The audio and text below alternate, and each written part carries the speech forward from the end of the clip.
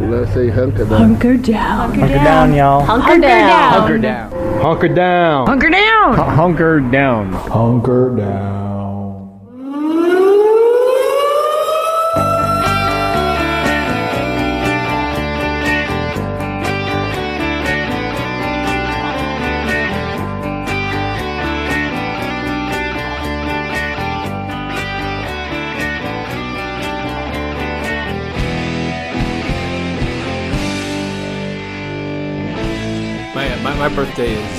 My birthday is like 1 month from now, and I happen to be reading Andrew Basovich's book about the. Are we recording, or are you just? I can turn turn it on. Okay. Anyway, so I didn't do it. It's recording. He did turn it on. I'm sorry. I was trying to tell you. Oh, so I found out that on exactly my birthday, 1979, was the day that Jimmy Carter's Crisis of Confidence speech was delivered. And that sounds about right. That's perfect. Yeah. Is that the one he had because he maybe thought about a woman's breasts? What? Didn't he have one where he coveted in his mind and he considered it cheating on his wife? Yes, that's different. That's no, not this was He watched Swamp Thing with Adrienne Barbeau and was like, "Damn! I just cheated on my wife." This was during the hostage crisis where he went to Camp David and sequestered himself for 12 days, and then came back and decided to have a heart-to-heart with America to tell us what was wrong with ourselves.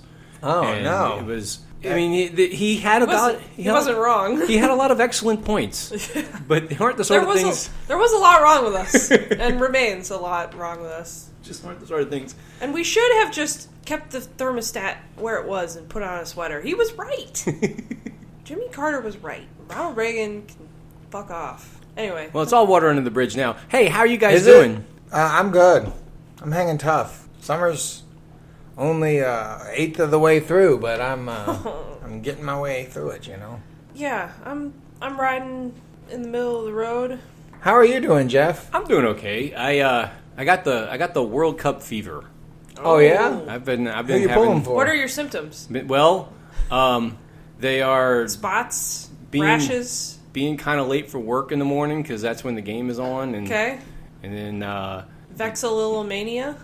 What is that? Isn't that a love of flags? Vexillology is the science of flags. Yeah.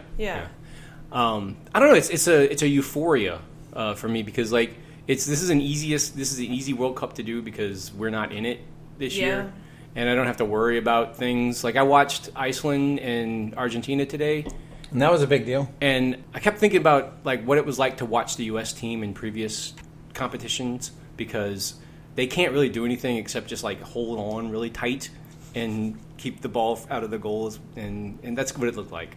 That's what the Icelanders were doing. It was just endurance. Well, they tied them, huh? Mm-hmm. Yeah. Nice. It was a pretty good game. Excuse me, match. It was a good match. It was a good match. Right? Yes. And they drew them in the match.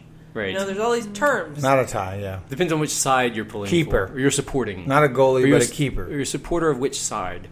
Yeah, which side? And they use different, I think in soccer they use different singular versus plural constructions in their sentences.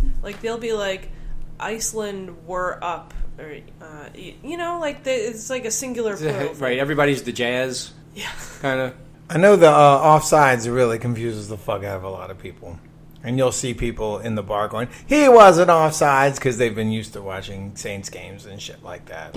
They don't really understand the concept of. And then you'll look over there and you'll see somebody more versed in it, going, so explaining to them that it's different. Shit. So there's a lot of splaining going on. Yeah, especially when everyone shows up at the bar and is basically they're just there to get drunk. They're that person who goes to Saints games just to get drunk. They don't really care about the game, but then they get drunk and they start participating, and he wasn't offsides. My team isn't in the cup this year either, despite coming in fourth in the last cup and second in the cup before that. And this time around, they just decided that they didn't want to be good. Your dog's namesake is not in it? He's not in it. Jesus, he thrilled me Arjen 4 years ago, yeah. Oh, yeah. He had a really good cup. In fact, yesterday, watched the Morocco-Iran match at work, and I needed to get the terrible taste out of my mouth after watching that game, so I watched the highlights from Spain-Netherlands from 2014. Oh, yeah. It's a great game. I had the Netherlands in my pool that year, and I was riding them, but Till they got bounced in penalty kicks by Argentina. yes, indeed. Yeah. Yes, indeed. So And the thing about the World Cup also is that was the first summer that I was out on my own after my separation. So I was just I was living in the French Quarter, and I was walking down to Harry's Bar. Little did I know I would own a gallery across the street, and I would just sit there and watch World Cup games because I just, after your life has been in a certain pattern for so many years and it's kicked out of that pattern, there's many moments where you're like, what the fuck am I doing with my life? So I would be like, well, you're watching the fucking World Cup, dude. So go on down to Harry's. And I'm like, that's what I'm doing. And that World Cup I watched a lot of. So it's nice that it's coming back around, although I haven't watched any games this time. Are they on Rabbit Ears? Sometimes. Sometimes they're on Fox. Sometimes you have to find the way to stream it, and it's not... They don't make it easy. But They don't make shit easy. I'd have to say that my most disappointed, other than the fact that the U.S. and the Netherlands are not in it, the thing that disappoints me most about this World Cup is that Michael Ballack is not providing any commentary oh, really? on the matches. And he is extremely hot, and I liked having him on television. So that's a bummer. Then we get Alexi Lalas. He's still there? Sans fro and everything? Yeah, he's still there. They showed his stats. They were like, he had 9 goals in 92 caps for the U.S. I'm like, that doesn't sound very good. And he's kind of Collinsworth-like, too, right? Where he's just kind of like droll and sarcastic and seems like an arrogant prick. Sure. Yeah. Okay. Yeah. That sure. that Like accurately, he almost rolls his eyes before he starts to say I something. mean, I would agree that That's that true. describes Collinsworth. Definitely. And- And every Madden game you've played since. Yes. I was going to say that there's a lot less pressure on me this year, not only because the U.S. isn't in it, but because because the U.S. isn't in it, because I can just kneel for every anthem if I want to, and there's no body going to come yell at me. They make a big deal out of anthems in soccer. They do. I mean, shit. They do. I know we make a big deal out of ours, but fuck.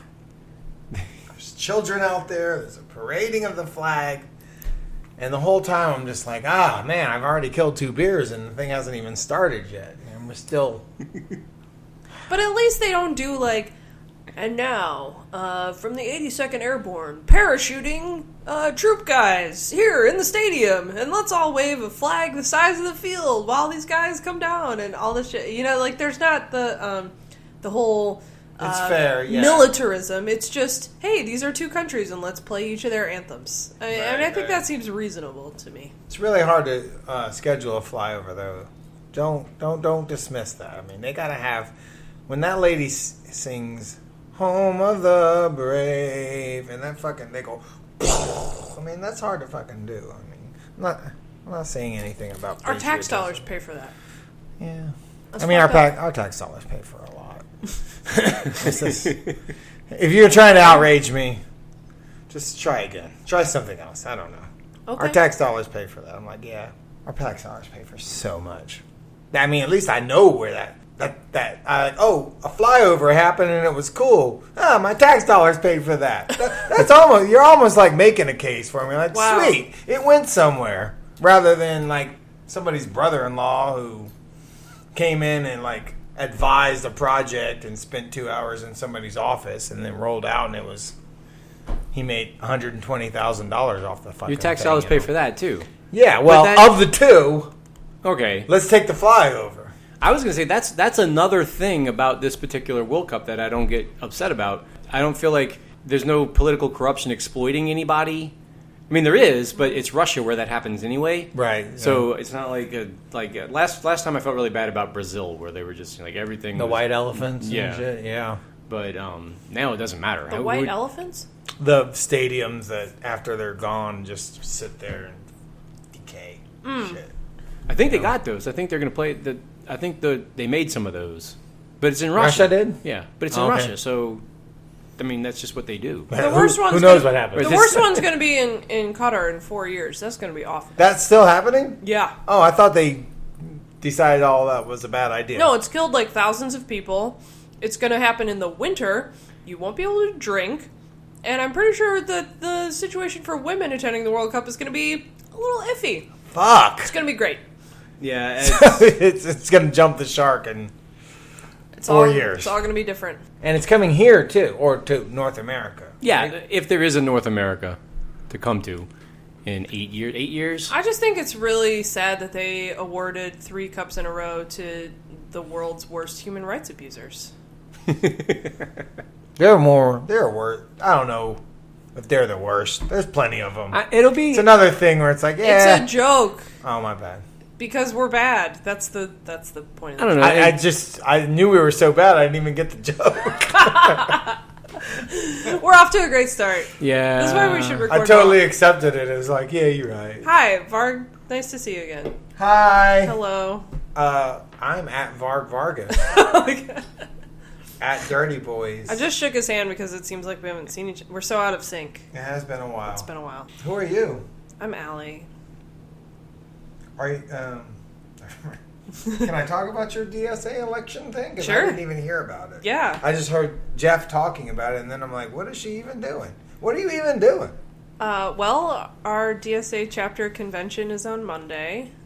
So if Jeff gets this out before Monday and you're a DSA member, you should come to the convention and vote for me for re-election for co-chair.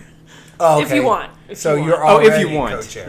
Yeah. I am the co-chair. Yeah. Okay, and then there's going to be... What happens at this convention? At the convention, we get together and we... Throwing of chairs or anything? No. Yelling? Maybe. Hell yeah. But probably not.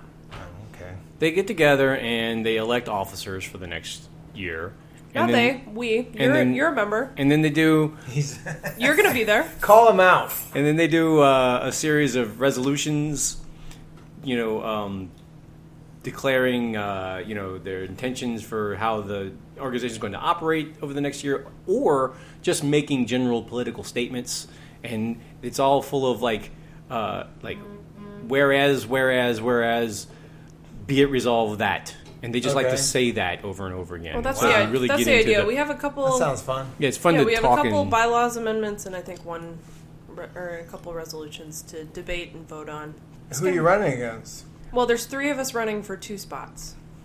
Oh, so somebody is going to leave the DSA after that, or stick around? Yes, they have to and be like- exiled and go. Right, that's how it works. You get voted They- off the island, I guess. Right. No, it's good. But they got to get in their feels a little bit. Be like, nobody likes me, nobody wants me. No, I don't think that's how it's going to go. I think it'll be fine. Who are the other two? The other co-chair, current co-chair, Josh, and then another organizer in our chapter named Michael. I bet you Michael's the one that's going to get. She's voted great. out. I think. Oh, it's a Yeah. lady. Mm-hmm. I don't know. I mean, have I met Josh? Maybe. I don't know. Mardi Gras parade or anything like that? Yes. Possibly. That was him. Okay. All right, well, good luck, Allie. Thank you got you. my vote. If I was. Yeah, she's been Socialist. out You should shaking join. hands and making cupcakes. Oh, and I stuff. don't know. I'm a landlord. I'm gonna have to deal with shit like Jeff's brother gave me. Yeah, you are going to have to do some reckoning. I'm a small business. I'm a business owner and a landlord. Mm-hmm. So, That's okay. I don't want to reckon. Fuck that. Okay. I reckon so much. I don't need any extra. I don't need anybody reckoning me, for sure. Because I reckon myself pretty. I'm handling it. Okay. Oh no, reckoning. Oh God, you're giving me a panic attack. Oh, well, I'm You're gonna not... make me have another one. I'm not meaning Do I to need to do that. reckon? My God. No, you're No, fine. my hands are going numb. Drink your beer. Drink your beer. You'll be fine. That's what cured me last time. At Kirkland. So, Well, good luck. Thank you. Yeah. And Jeff. And then I'm going on vacation, so Nice. I'll be out of here for a little while. Where are you going? New Mexico, Ooh, where? Albuquerque, and Santa Fe. Oh, I like New Mexico. They have a special type of Mexican food there. Yeah, Chili based. I'm very Green excited and red about chili based. It's really good. I've Very been told that flavorful. if you want, they ask you always if you want red or green, and if you want them both, you can say, I would like Christmas. Ooh. which seems, Navidad. seems a little hokey. I'm going to wait until I hear somebody else do it, and then if they do it, then I'll try it. Okay, so it's like... Not eating it's of like the saying, chilies. let the good times roll I think here in like, New Orleans. Or right, something. I'm like, I think I can just say I would like both, and that would be fine, but I don't know. I found the green was better. Okay. I tried them both. I didn't say Navidad, but friend of the show at Larry Welter and fellow socialist, she's going to New Mexico this summer too, so y'all can trade notes. Man, I'm so excited. It's the land of enchantment. Yeah, it's on Yeah. their license plate and everything. Yes, indeed. So, Jeff is supposed to be feeding us fucking yeah, I just topics, and he's just letting us ramble on. Come got on, into the thing podcast here. dad. What are you doing? Okay. Well, What's up first? Yeah, let's talk about some of these things. Where do we want to start? Let's do the legislature. Nah, next subject. Not that one. Oh God. Yeah, let's do it. Speaking of things that are terrible and Well, they're falling on, apart. they had a little vacation this week. What is happening with it? Since I don't know. They- Okay, no, wait. I'll tell you what I think is happening. Okay. Yeah. They were going to defund the hospitals, and now they've kicked that can down the road a little bit. They probably got them some temporary funding so they wouldn't shut down and shit like that, and then they're going to decide it like later on.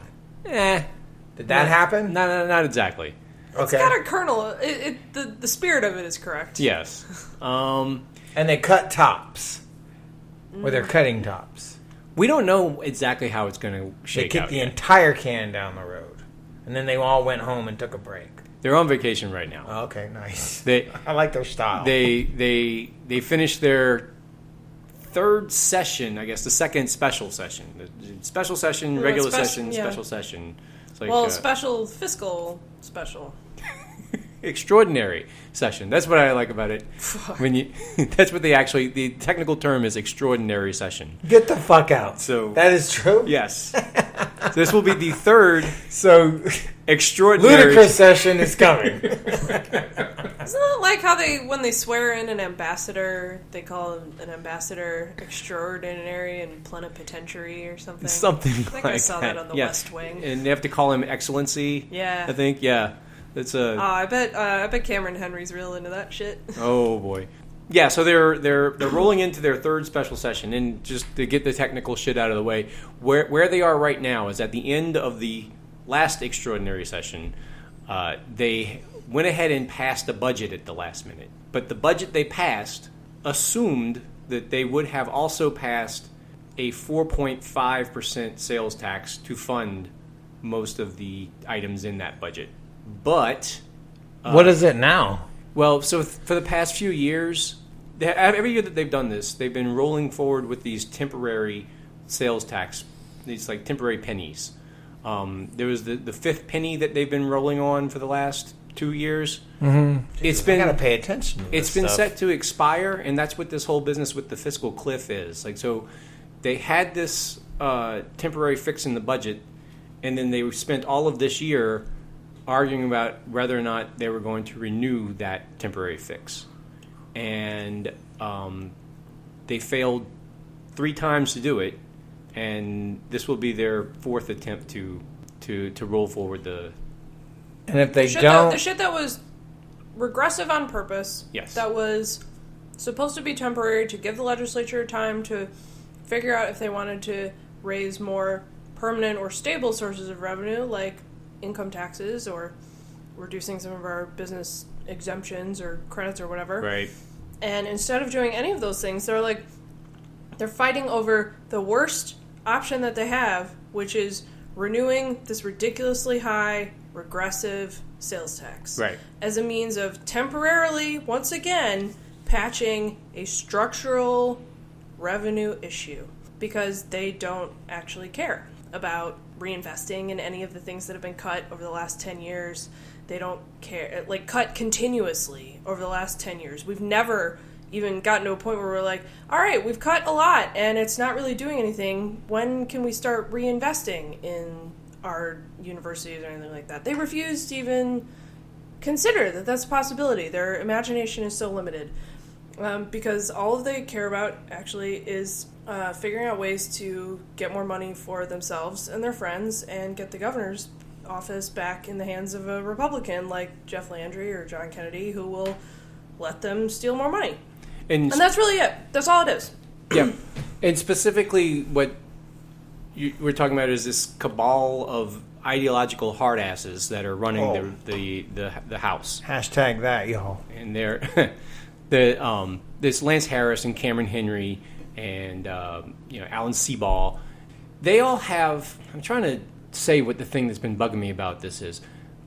We keep reading about how they all have to come together and compromise. Because eventually they'll have to listen to their constituents about what their actual needs are. They won't.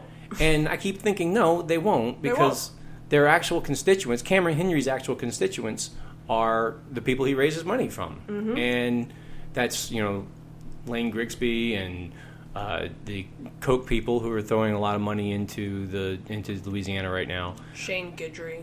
Guidry, right. So the point is that he doesn't have to answer to anything but those people. And there isn't a compromise to be made with that. As many times as he and the rest of the Republicans who are set up the way he is can obstruct progress, they're going to. Mm-hmm. So I don't really see how it's possible for them to come up with a solution this time either. No, the special session ended with Seabaugh filibustering something that would have gotten them out of there and would have had them done, and Julie Stokes, who's somewhat of a reasonable Republican, screaming at him that this is on you. This is why we're going to have to come back and do this all again. Representative Leger. Vote for the bill. 1159, members. Avoid the special session. For a question, Representative Seabaugh. Kidding. For the floor on the bill, Representative Seabaugh.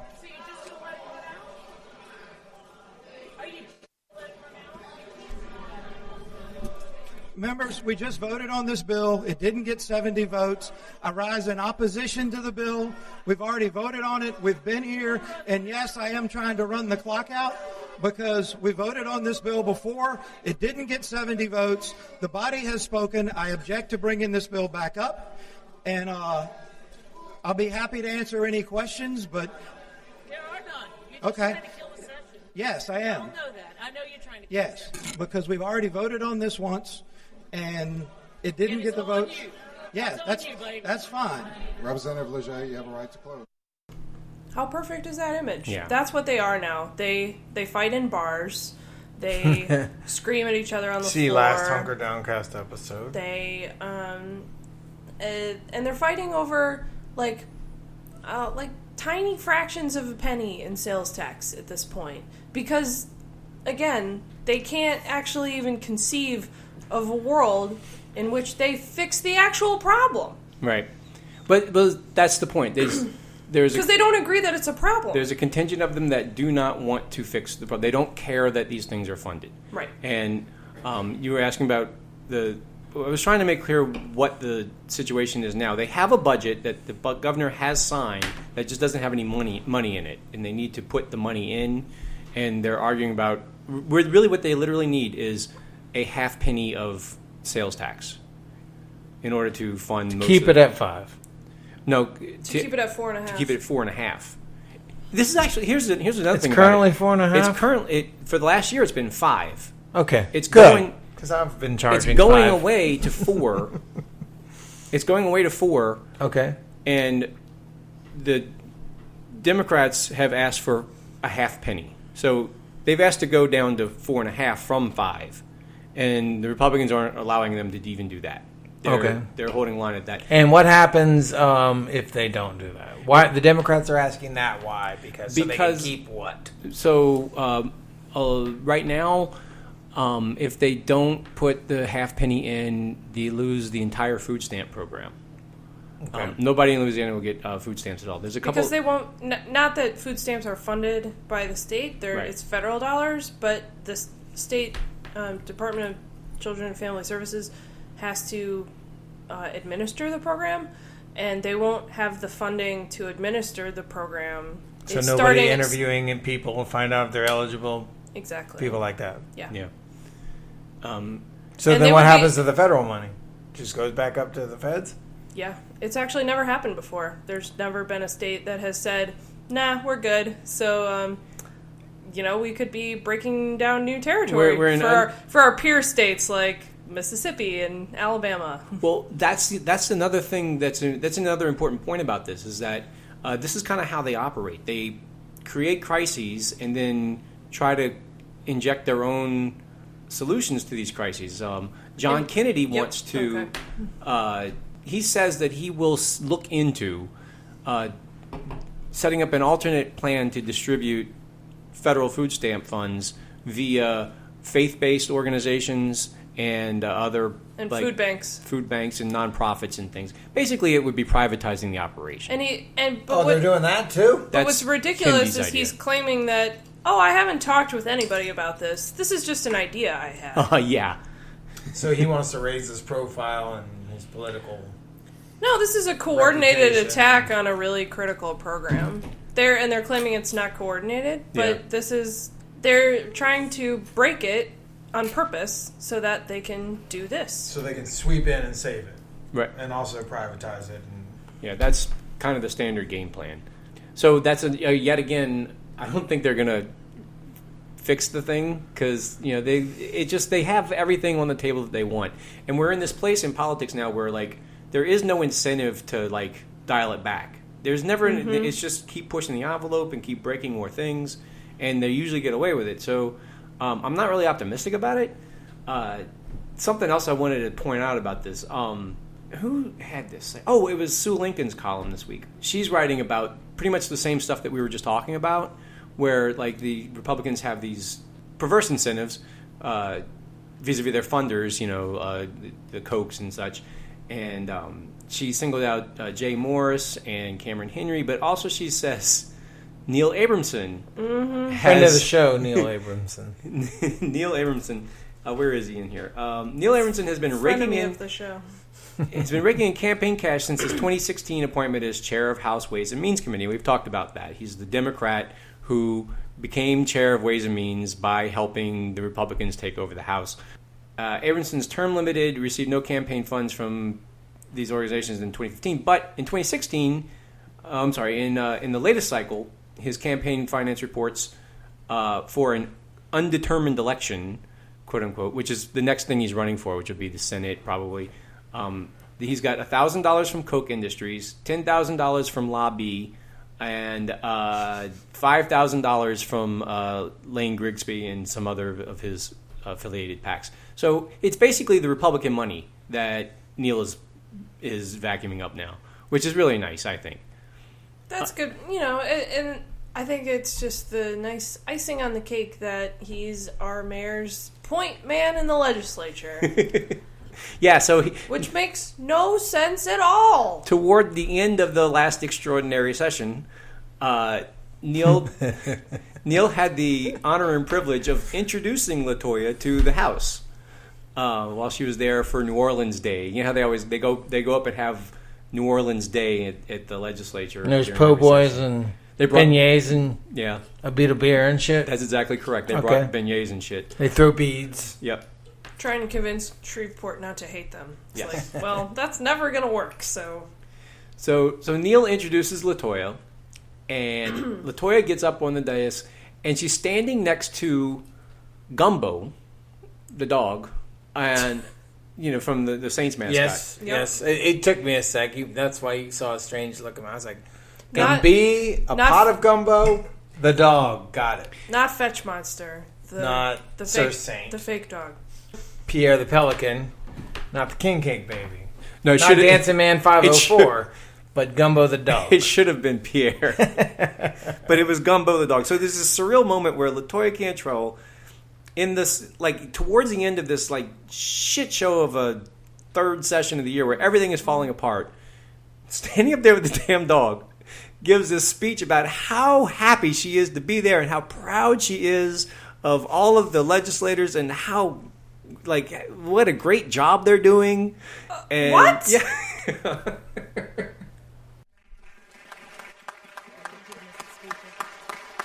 Thank you so much. Thank you. Representative Abramson, thank you for the introduction. Mr. Speaker, thank you so much for allowing me to say a few words. And members of the House, let me tell you, it is such a privilege to be before you. You know that I have a tough job, but I know that you all have a tough job as well, and you have been demonstrating your commitment to getting things done in our state, and I appreciate you. I have old Gumbo on the side over here with me. You know what? Because Gumbo really does clarify what we mean, not only talking about the city of New Orleans, but the state of Louisiana. Now, I had an opportunity for the first time in January. Now, this is at the federal level, but it's all about Louisiana. Had the opportunity to go to the first Washington Mardi Gras. And you know what that is, and I had an opportunity to meet with and share and talk and touch in a very specific way. But I left there so fired up because we in the state of Louisiana, we have everything we need to be great. Our natural resources and assets, but the human resources and assets. And that is what is demonstrated right here and right now. So I know it's been a tough time. But you know what? I get chills thinking about and being reminded how I felt there in D.C. The only state that comes together there in the United States of America. And that is not by mistake. It's because we're great. So I'm looking forward to working with you as the mayor of the city of New Orleans. We know what New Orleans means, but you know what? Nobody means anything if we're not working together for what we stand for this great state. I want to acknowledge the Orleans delegation. Thank you so much for what you do and what you bring. I also want to acknowledge, I have some staff members here. My Chief of Staff, John Pusho. I want to acknowledge Poosh because all the time, especially at the state, people stop and say, Gary Pusho was your father? But that's about history in this state, being the first African American to be a staffer here. So I want to say again, thank you. The way is truly in our front. There are some difficult times and challenges, but I am so confident that we collectively can address them and rise above them because the state of Louisiana is worth fighting for. But you know what? It's the people who make it all possible. So thank you so much.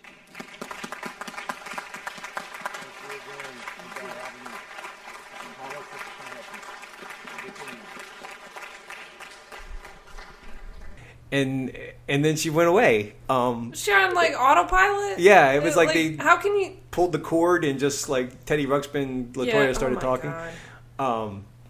I mean, I know what she was trying to do. It was like, you know, hello, fellow leaders. Let's like all be friends.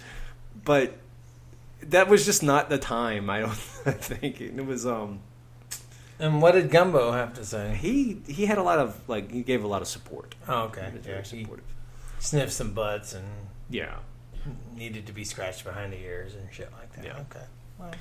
Well, speaking of LaToya, is she on your list? Yeah. We can move on, and I'm going to get everyone another round if they're down with that. Yeah, that sounds good. Okay. But get Jeff one of the tiny ones, because that's what he's drinking. That's what we're doing. Okay. I get the tiny beers? Okay. We have regular size Miller Lite, and we have tiny Miller Lights. Through an accident in which I wasn't paying attention to what I was buying at the grocery store. Happens to me all the time.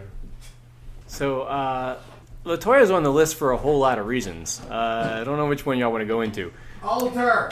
Okay. Do you have this queued up? I will pull it up. I will find it. All right. This is a story that aired on WGNO about last week sometime, and it's about the mayor's. Mayor Cantrell finds comfort with an altar in her office because she's grounded by faith, and that part is in quotation marks. So I'm not really sure what that's all about. But I think Alli has the audio. Perhaps. A quick victory song. Oh, no, it's an ad. Stupid ads. Edit this out, Jeff. It's the good stuff. For me, it just, one, gives comfort. It allows me to embrace who I am under all circumstances, and giving thanks and giving hope necessary to endure. Because the job is hard and people are cruel. But when you're good in your own skin and grounded in faith, you're able to kind of rise up and not even let it bother you at all, kind of roll off of you because they don't make you. People are cruel. Yeah. Don't yield to them. Yeah, they are. Who is that? They're hugging. That was Susan Roskin. A reporter? Yeah. A unbiased reporter is hugging? Apparently it was just that small clip. That's all that 30 seconds. Okay, so we're going to have to explain some of this. Okay, yeah. People are cruel. People were mean to the Sewage and Water Board. I will read the rest of the article. Mm-hmm. The Last Supper carved in olive wood from the Holy Land, novena candles, holy water, and a rosary have a special place in Mayor LaToya Cantrell's life and in her office at City Hall. They're on the altar that she prays in front of daily. "Oh, I kneel down," says the mayor with a smile as she opened the padded kneeler below the altar. Inside, she keeps a Bible, the same one she used for the swearing-in of NOPD Superintendent Michael Harrison. "When I have to make tough decisions," she says, "I will go and pray and get some guidance and just try to make the best decision possible." The mayor says a staff member brought her the rosary from Vietnam. The novena candles are kept burning. One is devoted to the Virgin Mary and another to St. Jude. The holy water is kept in a simple plastic bottle that looks like it might be TSA-approved shampoo, except for the cross on the front. Mayor Cantrell is a devout... There's a picture in that. They don't let crosses on the stuff. It actually looks more like a plastic flask that you would use to bring your vodka into the Superdome. Oh, not like we know anything about that, but just hypothetically, that one might do that. That's at NOLA RR. Mayor Cantrell is a devoted Catholic, and the candles and rosary won't seem strange to most people in this predominantly Catholic city. But her reasons for praying are personal and poignant. And then it goes into the part that she talked about. Yeah, that she talked about. I just want to be clear that even though this seems extremely weird to me, it's not that because I'm like against people. We're not. This is not the article anymore. This is you talking. This is me. Oh, yeah. okay. I don't want to seem like I am mocking anyone's faith. I just think it's pretty weird to have an altar with a kneeler in one's office. Well, in a political. That just seems extreme. A mayor. Like, I went to Catholic high school. I went to Notre Dame. I have been around Catholics my whole life. Like, I've just never seen anything like this before. Having an altar with a kneeler in an office. It's not that uncommon. I mean, it's more uncommon now than it was when I was a kid, but there's some pretty Catholic people in this city. The thing that's so remarkable to me about it is that and we talked about this before the show, LaToya isn't even from New Orleans. She's not a New Orleans Catholic. She's a normal Catholic, right? I would assume. I mean, the Catholics I grew up around had St. Joseph in the front yard, a crucifix or two or three in the house, and a picture of John F. Kennedy on the wall. Like, that was the kind of Catholic that I grew up around. Okay. I have never, ever seen anyone with a personal altar. Can I ask you if you think it's weirder to have an office that resembles the presidential office of George Bush? Yep, that's weirder. That's okay. Yeah, I was just absolutely. trying to find out your scale yep. here. Nope. Mike Yenny is weirder for sure, 100%. Yeah. Well, I think what we're seeing here is people get in there and contrasting styles. Right. Yeah, right. But both weird. So just in different modes. So it may just be the high political office in South Louisiana. I wonder I want to be clear. I'm not making fun of her faith. I just think it's strange. Because people are cruel, Allie. Apparently. I don't want to be cruel. Who is being cruel to LaToya, by the way? What is that all about? People were being cruel to the fucking Sewage and Water Board. She had to defend them. Did that? She doesn't like the whole tone of everybody around here. They need to be nice. I understand that the Sewage and Water Board is charging people $500 a month for their fucking water. But don't be pissed off about it. Just holler at them. Just be like, hey, I noticed that you were charging me an extra $400 for the month, and that nobody really seems to talk on to me, and I get hung up on.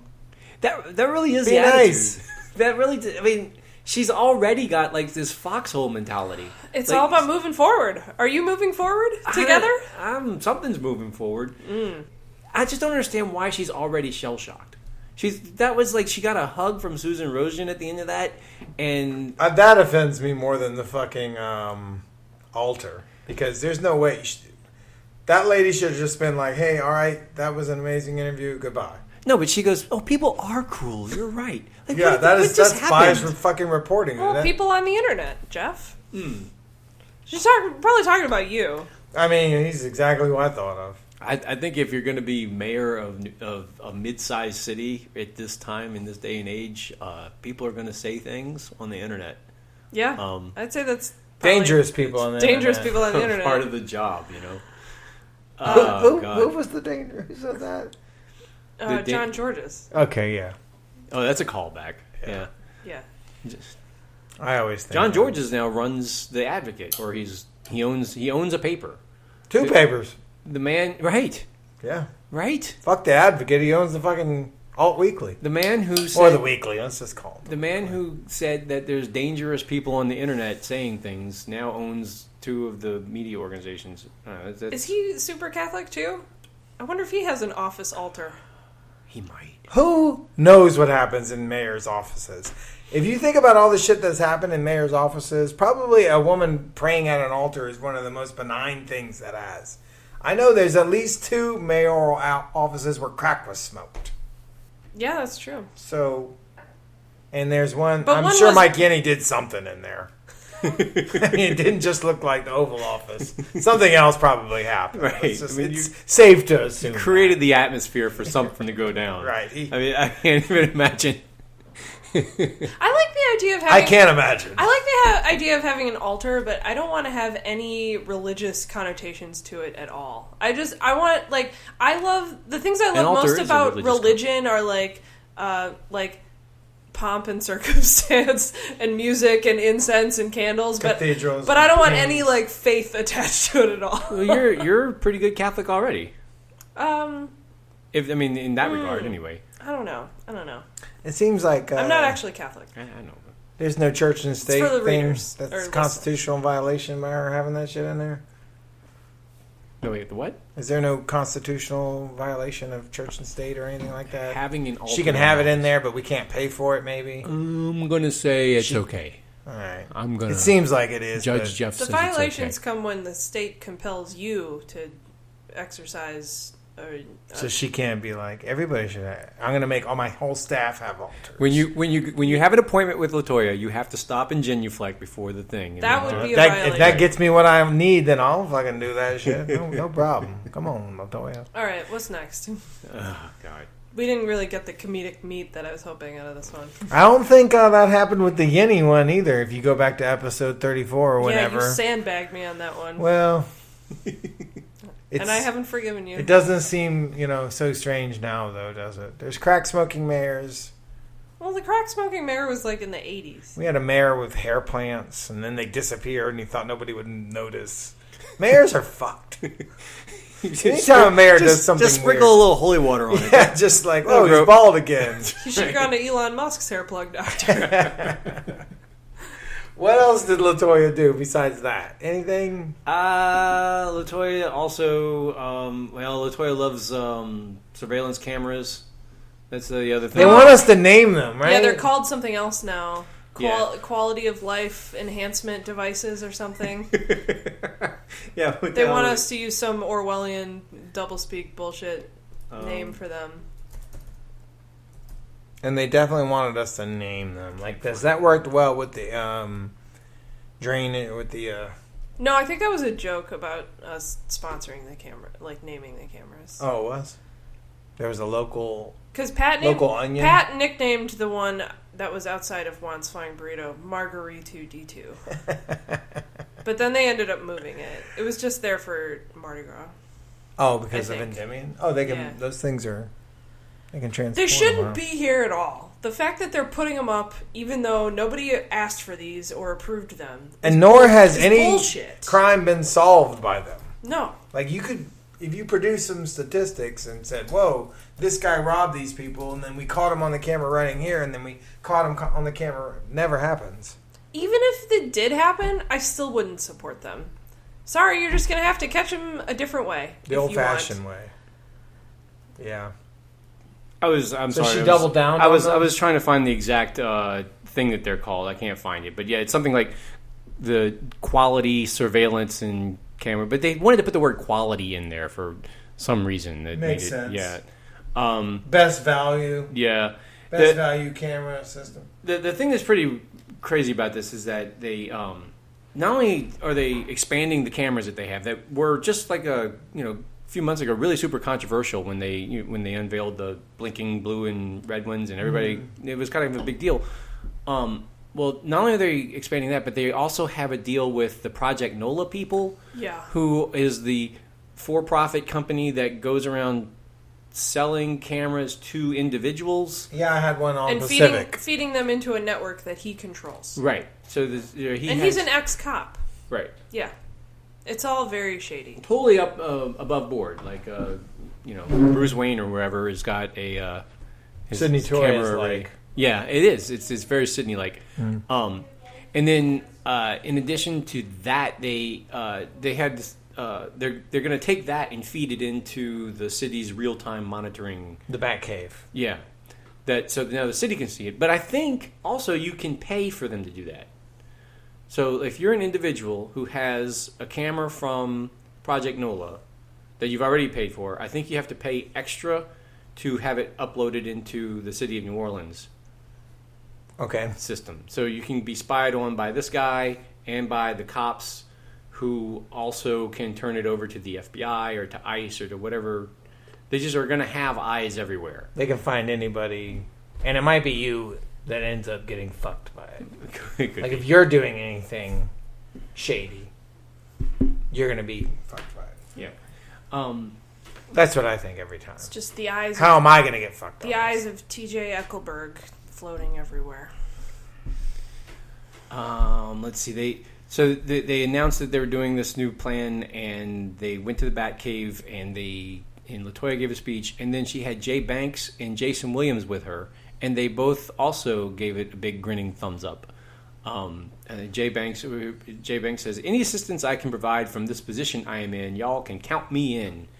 And then Williams is quoted as saying, "It's not whether we can afford to do it, it's that we can't afford not to do it." Oh, give me a break. And this is the guy who wants to be DA, which is another thing. Like, a lot of people already have their eyes on taking down Cannizzaro, and like they've looked at Jason Williams as a DA candidate, and I don't know where to. I mean, you might have to get off the train with that. I mean, I think it's too early to speculate about DA candidates, but yeah, it's not a good look. Certainly. Especially, I think when people like Larry Krasner in Philadelphia are setting the bar for what a DA can do and what the standards should be for a candidate, that's not, like, supporting a private surveillance network is not good enough. Like, it's ridiculous. Anyway, can we talk about the City of Yes logo and how bad it is? Sure. And why does it have mountains in it? And why does it look like it was painted by a child? Well, and why did they need to resurrect something like the City of No that was it was a funny inside joke amongst us. Yes. But not even one of the more funnier ones. It was just kind of a... Right. No, it was a nutrias.org type thing where it's like, oh, yeah, I remember when it was that. It's a joke from, like, 8 years ago. Right. So that's the thing that's... Y'all both are on the thing that's really weird to me. Like, they fixed this already. If it was a problem in the first place, which it wasn't. And it kind of pissed me off when they did fix it. Yeah. I was like, by that, it already reached my lovable stage where I was like, yeah, City of No, I know exactly how to pay my parking ticket. Yeah, it's like the baby cakes of city government websites. It's so bad, it comes all the way back around to good again. I enjoyed it. I enjoyed City of No. And does nutrias.org still take you to the library?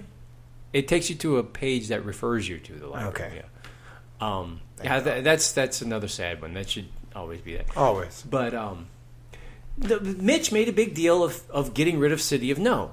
And everyone gave Mitch a lot of praise for that. You know, the people who care about this sort of thing. And Nagin's the one who did it? Who created it? Or Morial? When there was a website created, that was the all right. was the URL. We'll have to check the Wayback Machine. Sure. I'm going to do that while y'all are talking about that. I think it was probably Nagin, but I don't know. Seems like it. Yeah. Seems like something that like dumb fuck would do. Something that Greg Meffert would have done. This looks like a good domain name. LaToya doesn't have any ideas, is what worries me about this. Like, she's just... This has already been done, this whole thing, and it's already stupid, and it's just like... She has this textbook of, like, total quality management or something from, like, 1996, and she's just applying these things, like, or these little aphorisms to it, like, that she's got her... She has an altar for whatever reason, but it's that kind. It's the altar of management. It's like just sloganeering, right? Like, we have a new logo, we have a new slogan. It's been done before. But yeah, that thing is ugly too. It's so ugly. It has mountains in it. It's compounded. Like, there's several parts to it. There's the city skyline with the weird little triangular pyramid/mountain things in the background. Diamonds? What are they? What are they? Why are they there? And then that is a little sliver that goes on top of a giant fleur-de-lis. Yeah. That somebody, I don't remember who said this, but somebody said it looks like something that a wine mom went and painted at one of those... Lushes with brushes? So, yeah, it was something like that. Oh, yeah, whoever said that was... That's good. That's accurate. That's what that looks like. And then on top of that even, there is a giant diagonal stamp. Yep. Someone has stamped it, City of Yes. Like a brand. Like, we're branding our cattle with City of Yes. What is that? Why does it need to be stamped? What does it all mean? I don't know. It's it's totally empty of anything. I have no idea where what she wants to do, where we're going. Like, there's no direction, there's no goal, there's no program. Because we've talked about this before, about how the election wasn't really about anything. Right. And so she doesn't really have a mandate to do anything in particular. And the problems that we have continue to get worse. I think the deep divisions in the city have not improved. Like, some certain things are shinier than they used to be, but that's not really relevant for most people. Yeah. And the election didn't really touch on very much of anything. No, and also the election was like a long time ago. Yeah, 2003 is when it first popped up. Nagin was there. Yeah. You gotta be kidding me. I don't know. I feel like there's reasons to be... It's this nagging worry at the back of my mind because I don't know what they're actually going to do yet. Mm-hmm. And it's like you get the sense that they don't know what they're going to do. But well, that's probably all right. No, I don't know. I don't know that it's all right. I mean, you want a confused enemy rather than one with a plan. Yeah, I think they're vulnerable to persuasion in a way that is dangerous. They're vulnerable to people with plans, like we talked about. Sounds like the president. Exactly like that. Somebody up there who doesn't know what the fuck they're doing, and you get some guys like, hey, man, come on. Let me holler at you, man. Fuck those guys. And you have we got to put in a monorail, man. We got to put in a monorail. Or we got to privatize sewage and water board. Or we got to... Well, it certainly is fucked now, though. Or we got to put cameras everywhere. Or we got... there's a lot of things that can happen. We don't know what she believes in other than herself and her altar and the fact that people are cruel, So, I don't know. They are. Clap harder. Clap harder. Okay, what else is on your list? Okay. Something I noticed today. This is the weekend that Irvin Mayfield and Ronald Markham were out of the country to play the International Jazz Festival in and you Soweto, have South had Africa. a theory that he's never coming back. Right. They had to What? they had to get special permission to leave the country a couple months ago. Huh. Because they're under indictment and the trial begins in October. And at first they were told no, they can't leave. They said, we have this jazz festival in South Africa that we're Gotta go. We have to go do this. There's no way. We got a contract. The jazz must be played. It must be played. The South Africans must embrace this. But is Ronald Markham a musician? Sort of, yeah, Okay. yeah. Does he in the same way that Irvin Mayfield is sort of a musician? Well, Irvin Mayfield does play the trumpet. Yeah. Is Ronald Markham? I thought he was like the project manager guy. He's Is his he business partner, but he also plays the piano. Okay, that's what I was looking for. Anyway, so they're going. They were supposed to go to South Africa, and they were told no, and then somebody talked to somebody, and they were told yes, you can go if you post a $100,000 bond or something like that, or $500,000 bond. No, it was a $100,000 bond. So this was the week that they're there, and I just thought, well, let's see how they're doing. So I looked today, and it turns out that the Soweto Jazz Festival is canceled. Huh. Typhoon Narahu or some shit is happening? Actually, it was weather related. They said it was a little too cold outside.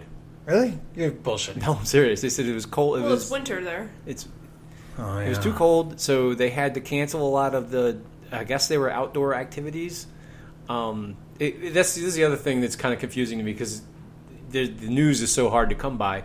So there's they canceled last night and today, and they may have replaced it with a jam session in a theater somewhere. Yeah, are there no indoor venues in Soweto? There's the Soweto Theater. Okay, yeah, that sounds the great. Organization putting on this event. But one of the articles said this is apparently the inaugural one, the inaugural Soweto International Jazz Festival. And the it's guys not getting off to a great start. Yeah, it's like the Fire Festival of South Africa. It's canceled because it's too cold. Yeah, so I read an article about their aspirations, and one of the things that they said was we know that we don't have all traditional jazz. We've got some other acts. It's like Jazz Fest. Like Jazz Fest. And they said, we aspire to be like the New Orleans or the Montreal Jazz Festival where it's a big thing. And well, it turns out they're more like Bayou Boogaloo because they keep getting canceled. You planned that one. Yeah. He's doing a bit. Yeah. You were doing a bit, bro. Wow. Let us know about the bits, so we can play along. Actually, that just. Oh my God, Jesus! Yeah, I'll laugh. Yeah. When you do the bit, I'll be like. So what's the rest of the bit? So they're there, but they may not be. So where is he? All. Did he escape? Yeah, are they there? I think so. Are they in Swaziland by now? I don't know. They may have gotten across the border.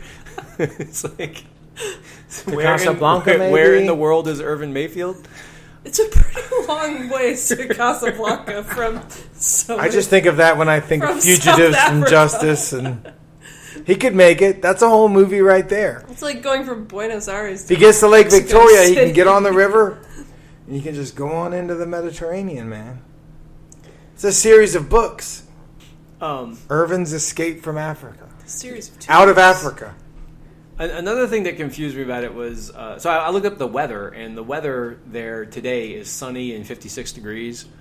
That's not too cold. I don't think it's that cold. I would kill for that weather. I would go to Jazz Fest in that weather. It's funny that you're doing some crack reporting on this. You're like, I feel like people should be paying attention to where he is.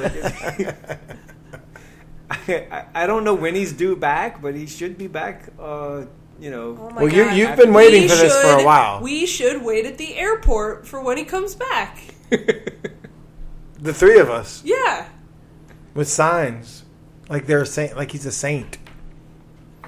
He ought to be back by this week. It's the American Library Association is coming into town next week, so he feels strongly about that. It's a good time for him to be here. Yeah, that's definitely his people. Yeah, they're not mad at him or anything. I wonder where he got the $100,000 for the bail or for the bond. I don't know because he still has that trumpet, so it might as well. That's only Less than 20% Did he loot the Library Foundation again? I don't know. For his bond money? Nobody would ever know. He invested well in his looting. He knew that if he was going to steal from them, he had to make it count. So he invested in Maybe Lane Grigsby lent him mutual funds. Oh, that's interesting. I wonder if Jeff has been following it for some time, so if he's right, it's going to be a great moment. Oh my god, yeah. What if he doesn't come back? That'd be fine. That'd be incredible. You would have been the first one on to pay attention to this. I just don't understand why people weren't paying attention today. I thought people would pay more attention. I put it on the yellow block? I put it on the Twitter and I was asking about it today, and I looked. I saw it and I had no idea what you were talking about. And and I'm pretty in the know. I thought more people would know about this. So I found also the Twitter account for the Jazz Fest, or the Soweto Jazz Festival, where they announced that I saw a conversation. Someone was complaining to them, we drove all the way up from Cape Town. I can't believe that you're canceled. Maybe it was a Blaze Festival, or what was that one that all the rich folks went to? Fire Festival. Fire? Yeah. Maybe it was one of those things where they just bilked a bunch of people. I made that joke already. You did? Oh, my bad. What did you say? How did you say it? I said this is like the Fire Festival. Oh, okay, my bad. For international jazz. I may have been passing gas when that happened, or something like that. The bean dip is stirring my bowels. Cool. I'm going to see how long it takes to drive from Cape Town to Soweto.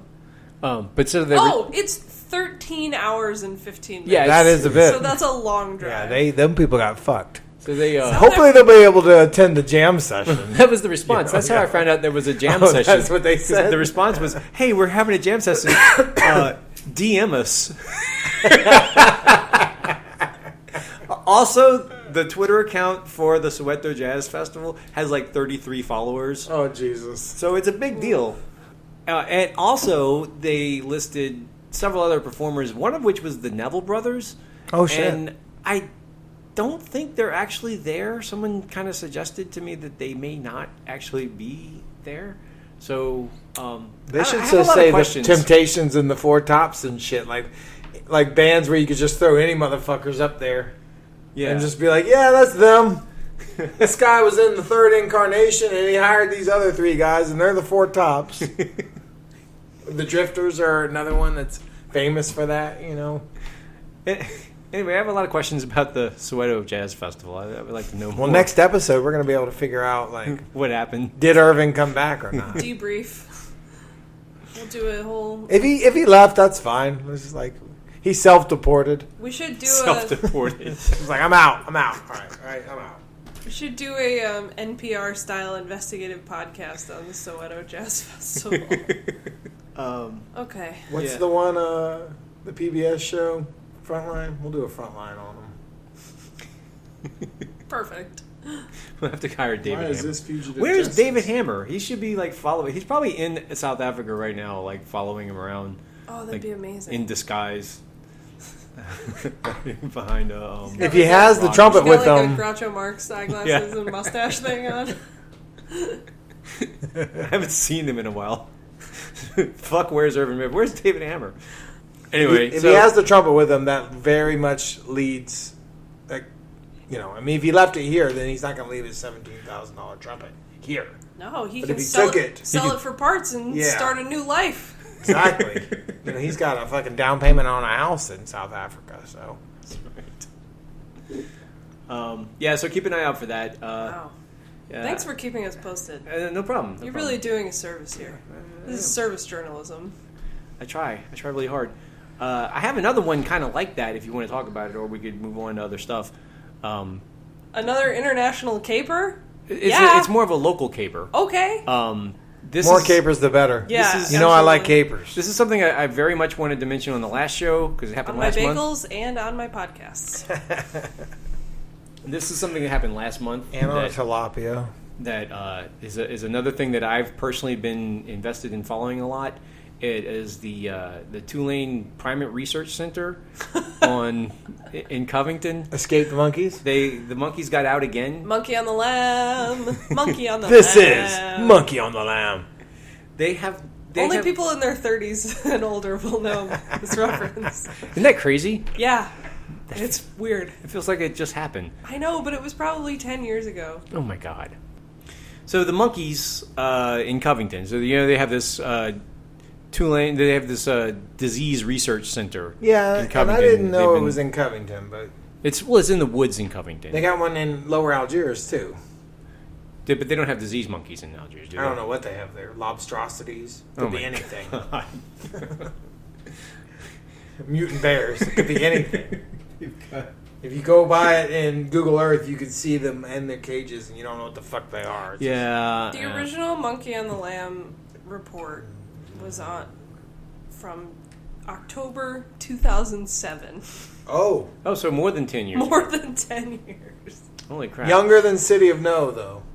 By a little bit. Hide your bananas. There's a monkey on the lamb. Is that the one where there's a monkey riding a lamb? Either monkey fans or lamb fans, right over here. I'm not entirely sure. All right, so the monkeys, right? Yes. So y'all know that they've had this. Tulane's had this primate research center in Covington since the 60s, and it was at the time it was in the woods, but then Covington kind of grew closer to being around it. They encroached on their natural habitat, and they get what they fucking deserve. That's Covington's fault. You think so? Yeah. Those monkeys were out there in captive, and then it's not Tulane's fault. Covington got too close to them. Okay, but I don't think that has anything to do with the way... The monkeys haven't attacked the town or anything? Not yet. Oh, my bad. But I jumped the gun. I'm sorry. But Tulane is using them for, all sorts of crazy research. Yeah. I've got a couple of snippets here I can read to you about some of the history of the Covington Tulane Primate Research Center. Let's go. So it says, even in its first few decades, research at the center stirred some controversy. In the mid-1980s, activists complained about monkeys at the center being spun at high rates of speed and having their vomiting rated in experiments that were part of the space program. So yeah, that sounds terrible. Yeah. In the late 80s and early 90s, concerns were raised over 3 monkeys that, as part of the experiments on spinal cord injuries, had their nerves cut, and that cost them the use of their arms and their legs. That's also extremely fucked up. Their brains had also been pierced with electrodes. So, Jesus. Yeah, this is the sort of thing they're doing up there. So what happened as a result of that? Is there anything... yeah, they had to do that to the monkeys, but then what happened? Can a kid fucking walk now because of it or something? Well, I mean, there's some missing data here. Yeah, you're only presenting whatever. They spun the monkeys, that's horrible. It's not like they were just doing it. They were doing it for a purpose and a reason, and now, look, we went to the fucking moon and shit. Alli has a poster right there of space exploration. You can't have one or the other. Yeah, is it admittedly, really? We did go to the moon before. Apparently, we did these experiments in the 80s on vomit. Space vomit. Oh, okay. Space vomit. Good point. Good point. So, and we lost 2 shuttles since then, so shit. And now we don't even have a space program. So. Right. All right. So since that's then, fucked up, Tulane. Since then, they've used it. They've used the monkeys more for disease research. Well, now it's going downhill. It always starts with a monkey on the lamb. Don't they give the monkeys AIDS and then try and make them not have AIDS anymore? I mean, stuff like that. That makes sense. That's nice of them. I mean, it's shitty that they gave them AIDS, but it was nice that they tried to take it away from them. We're a real bunch of crackerjack animal ethicists here on this show. God damn it! How else are we gonna? Nobody has AIDS hardly anymore. That is not true. I mean, people get it, but they hardly die of it. That's also not true. Only because they have poor access to health care. It's not because of AIDS. It's not AIDS' fault. Is it the monkey's fault? It's because it's America's fault. Okay. Okay. It's because of the monkey. The monkeys are the heroes here, and we should, write their names on a wall and put it in Washington D.C. or something. We'll agree. We'll agree to agree that America is bad. Fast forward to 2015. And the monkeys are good. Yes. Sacrificed their lives for us, and we appreciate that. Well, They didn't really have a choice in the matter. They didn't, but better them than us. God damn it. Greg Louganis is still alive. Magic Johnson is still alive. Thank you, monkeys. I don't... I have friend. Everybody has a little friend with HIV, right? They're all still alive, too. Thank you for the monkeys. I mean, you're assuming a lot of things to get there, but okay. I am. Fast forward to 2015, an animal clinic worker at the Tulane Primate Research Center in Covington has tested positive for exposure to a potentially deadly bacterium that escaped from a high-security lab at the center and infected several monkeys, officials said Wednesday evening in 2015. The result of blood tests on the worker showed antibodies consistent with exposure to Burkholderia sumanelli, which is native to Southeast Asia and Australia and can cause melioidosis, which is a potentially fatal disease. Anyway, so there was a big scare in 2015 that somebody had contracted something from a monkey, and then they put the whole thing on lockdown. The monkey didn't escape and start running around the No, the Americans did a whole season really about like bioweapons, and this would have been a really great. Why didn't they try and break into a primate center? That would have been a good plot line. It would have been. Yeah. That thing is available on Amazon Prime now. I might start watching it. You should. I definitely recommend it. We can talk about that later. We also know the center conducts research on Zika and Ebola. We learned that last year when the person in charge of the facility suddenly died at age 57 after, quote-unquote, a brief illness that was never really explained in the article. What?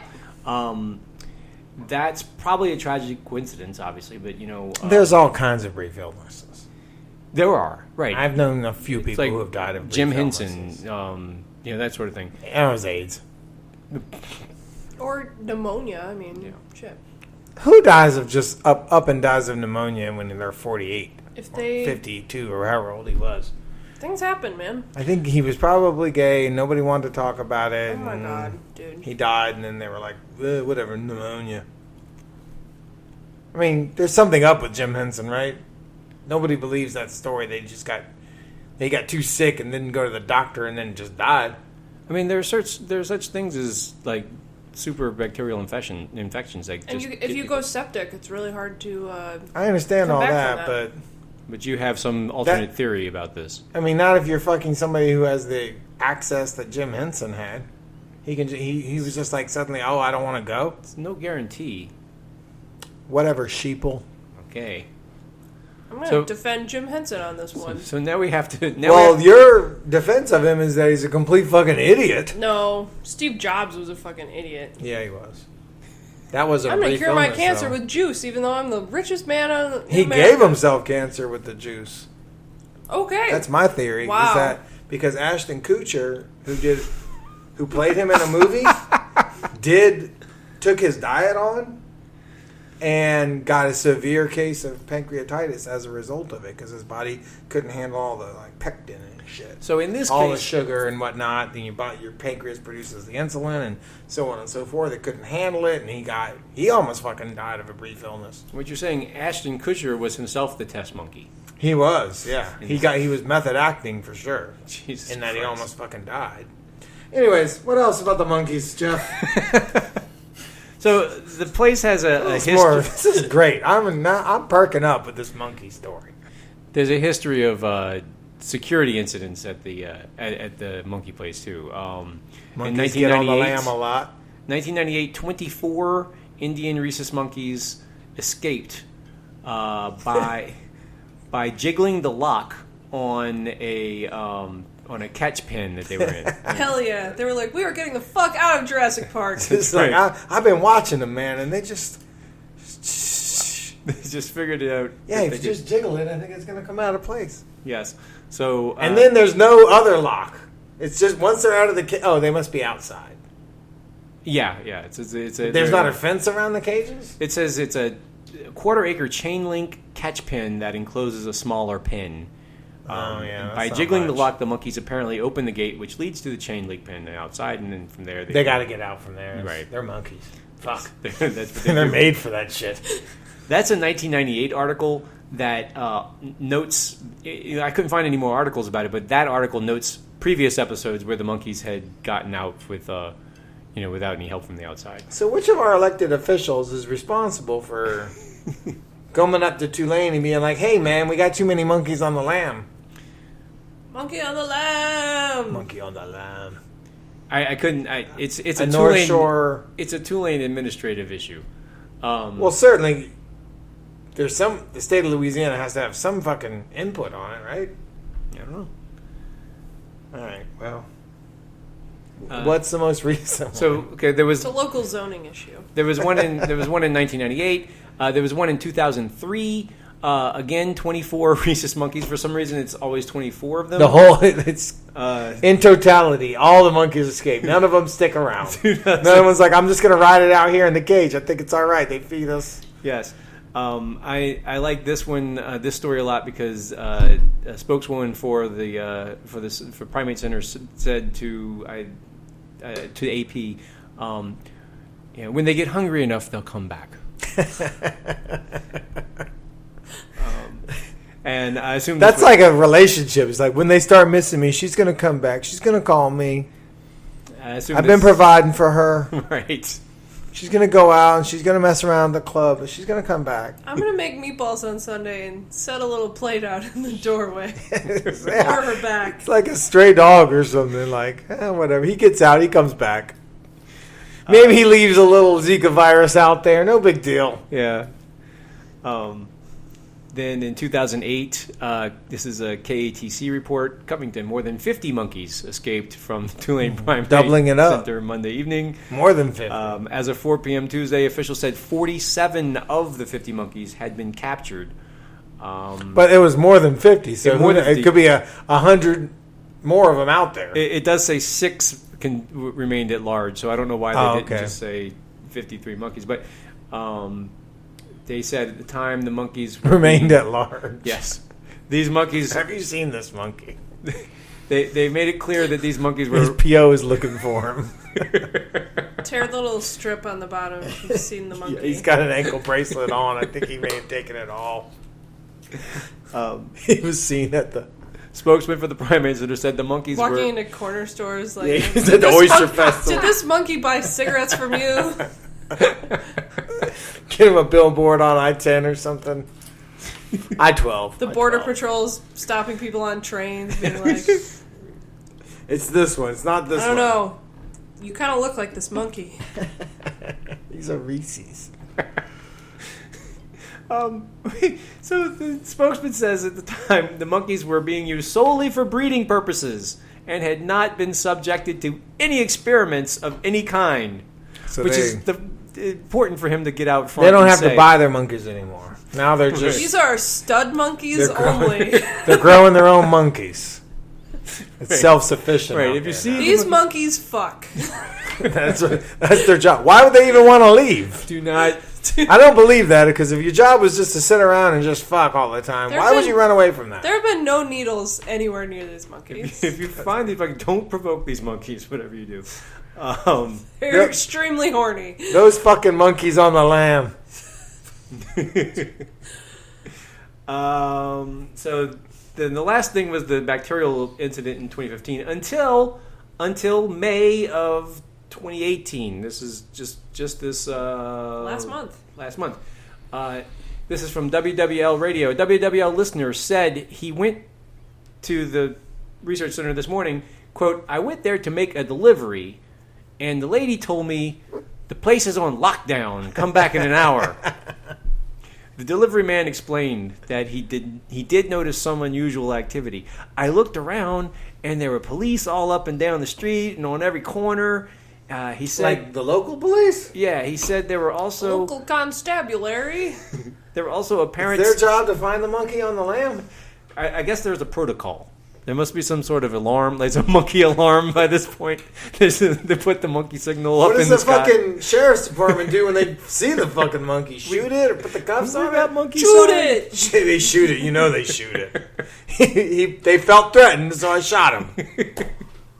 No, I bet they have like protocol to try and keep the monkeys alive, which is more consideration that they would ever give to like a human person. Right. There's He was resistant. The monkey was They resistant. use their special monkey gun that they have to remember to grab instead of their regular gun. The monkey gun. Yeah.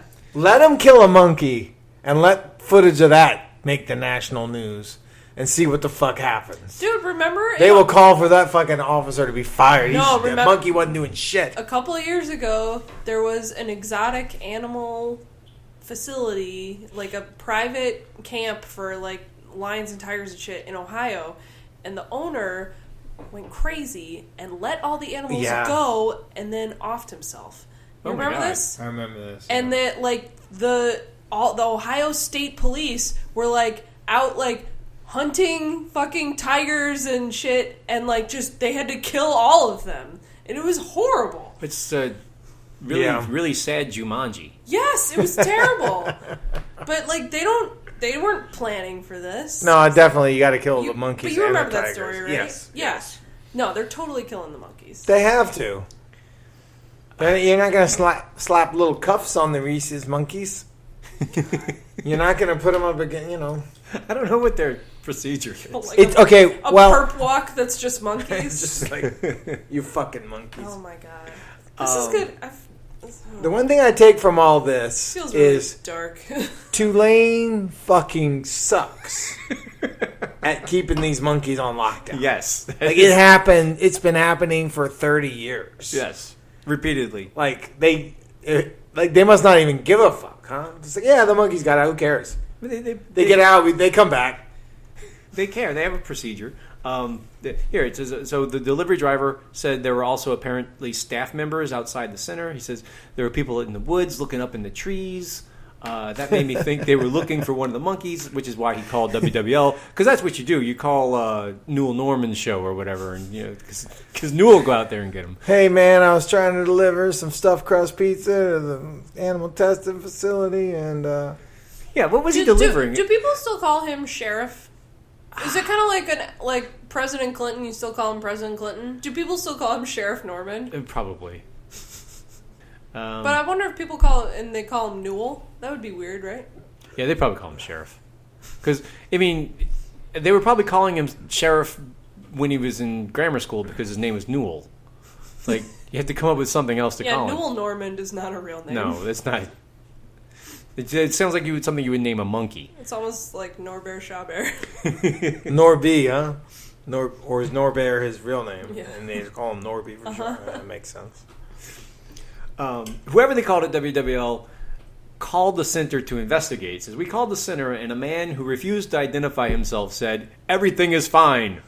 And thunk. And that was the end of their Watergate-style investigation into that. Actually, he says, when we asked for his name and further information, he said he would have someone contact the press office. Those arrogant pricks. Yes. You know, they can't even, like, the local press is alarmed. You've been fucking up these monkeys for 30 years, and you can't, all you can say is just like, hey, there are fucking monkeys. Don't even fucking worry about it and click. Yeah. Come on, man. People are afraid of outbreaks, man.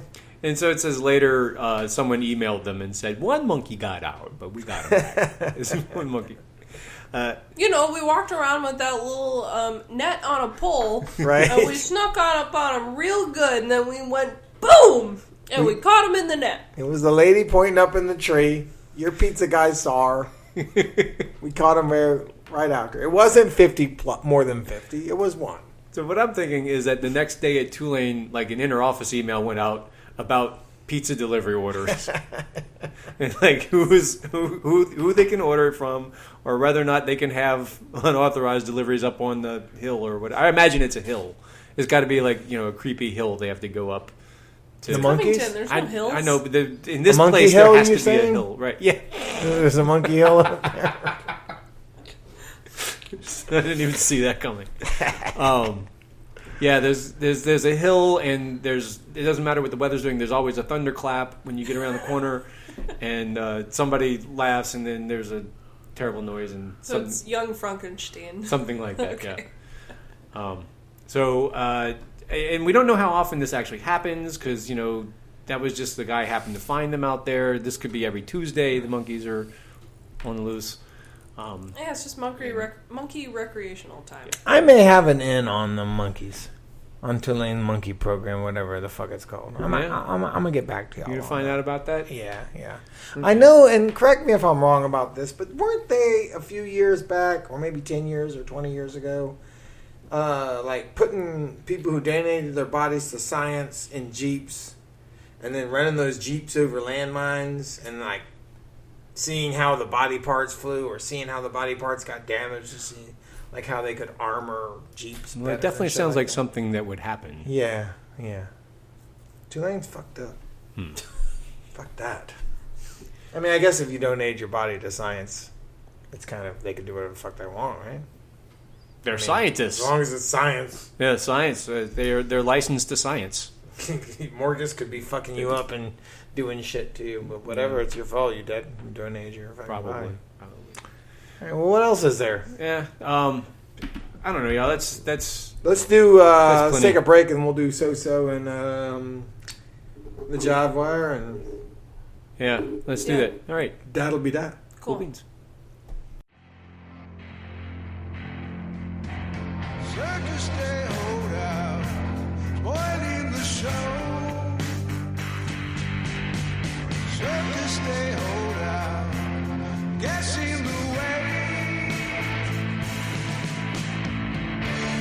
Circus Day holdout says life isn't fair, but let the guys know. Tell them Margaret.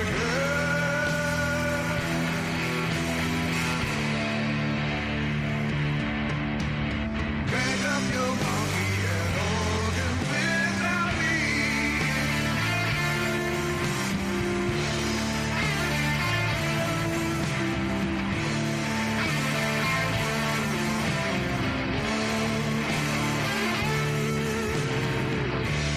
Circus Day holdout says life isn't fair, but let the guys know. Tell them Margaret.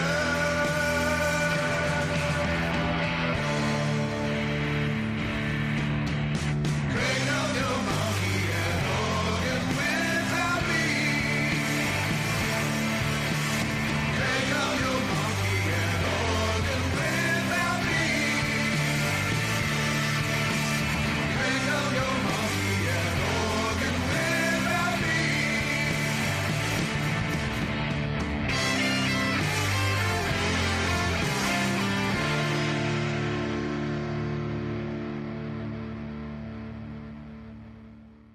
I'm back. Oh, okay. So great. This is the time when we talk about the things. The things we were just talking about, like how great I Heart Huckabees is. If that is where you want to go with it, sure. I don't think people want to hear me talk about that. It is great. It's a good flawless movie. Yeah, I love that. Every character goes through a change, except for maybe the what are they called? Existential psychiatrists. What are they called? Existential detectives. Yeah, I don't know that they go through changes. Yeah, but all do. the other They characters do. Okay. Yeah. Well, maybe they weren't even. I think the only people who don't are the corporate execs at Huckabees. Oh, right. But Jude Law goes through some. Mm-hmm. Brad Stand is his character's name. Yeah. Anyway, it's great. She hates mayonnaise. Tells that story. Mm-hmm. What? So chicken we're. Salad. So this is the chicken salad. So this is the stepping on, stepping out, and or so if you like, part of the show, where each of us goes through our things that we have done around town in our lives. You're sounding really podcasty. But this week we did something together. Did we? We did. I don't remember things that happened. What? We challenged the Tyrannosaurus. We played trivia together. Oh my god! Yeah, that was very exciting. At it's like a fine establishment called Tracy's on Magazine Street. I don't know if any of y'all have been, but man, what a spot! Classy. We played trivia, and even though the quizmaster was the worst trivia quizmaster I've ever experienced. Oh my god, she was so bad. She was awful. She just perfect combination of like drony, incomprehensible voice, and also clearly did not know some of the things that she was supposed to be talking about. Not even a little bit. And also was bad at saying the rules. Yep. Just what are the other boxes we can check? Oh, she was also... Short timers. It was her last night of trivia quiz mastering. And overemphasize that a bit. And she thought that we really cared about that. Yeah, it was like she. This is my last answer ever. I'm gonna miss you guys, and we were like, fuck off. We don't know you, lady. Yeah. Like, who cares? It was the end of a thing that we had not been there for the opening chapters of. But even the people there didn't seem real tore up about it. Right. Did not seem like she had a lot of close personal relationships. The winners went up there and posed with her afterwards and posted on Twitter and such. But Oh, well. She was very bad at her job. So we were there because we were challenging the... What were they called again? The T-Rex Jedi. T-Rex Jedi, who are some people that we kind of know around town. Yeah. They, some of them. We have no animosity towards them. No. Like some people do. No. But they're Twitter pals and... But they have this super big trivia team, and they play at Tracy's every Tuesday, and they always win. Yeah, it's a bit obnoxious. I mean, I have no animosity towards them personally, but it is a bit obnoxious when they brag about winning, and you see that there's like 11 people in the picture. Yeah, because apparently the rules at this trivia game are that you can have unlimited people on your team, and I don't... That doesn't sit right. And they exploit that flaw to their advantage, and they've won several in a row. And then they, for whatever reason, brag about it. Well, it's a selfie. It's a trivia selfie every week. Every selfie is a brag. You're bragging about something when you're taking a selfie. Yeah. Even if it's like, yay, I'm still alive, or yay, look at my chin, or whoa, wow. No, I agree beautiful with that. I am. Yeah. Well, that's okay. There's nothing... I mean, that's fine. Individually, yeah, but not when you're winning a fucking trivia game when you got 11 double digits worth of people. And I saw some teams there, they had 2 people in them. Right. So, I mean, like, how much of a victory is that? You just overpowered somebody. Whatever. And then we went in there and we lost, so. And they had the same amount of people as us. Way to drop the result without any of the drama of the match. Spoiler alert, we lost. Oh, we gave it a run. We did... We had a good run. We were in second going into the final... In second place to them, going into the final question. Yes. Which you can wager up to 20 points. And it's like a Jeopardy or Final Jeopardy style. You can lose points or you can gain them. We should have not bet anything and tried and seen if they lost. I think they... Strategically, There was no way. So we could have came within 1 point of them. Strategically, they should not have bet any points, and I don't know that they did. Right. But because they had a healthy lead.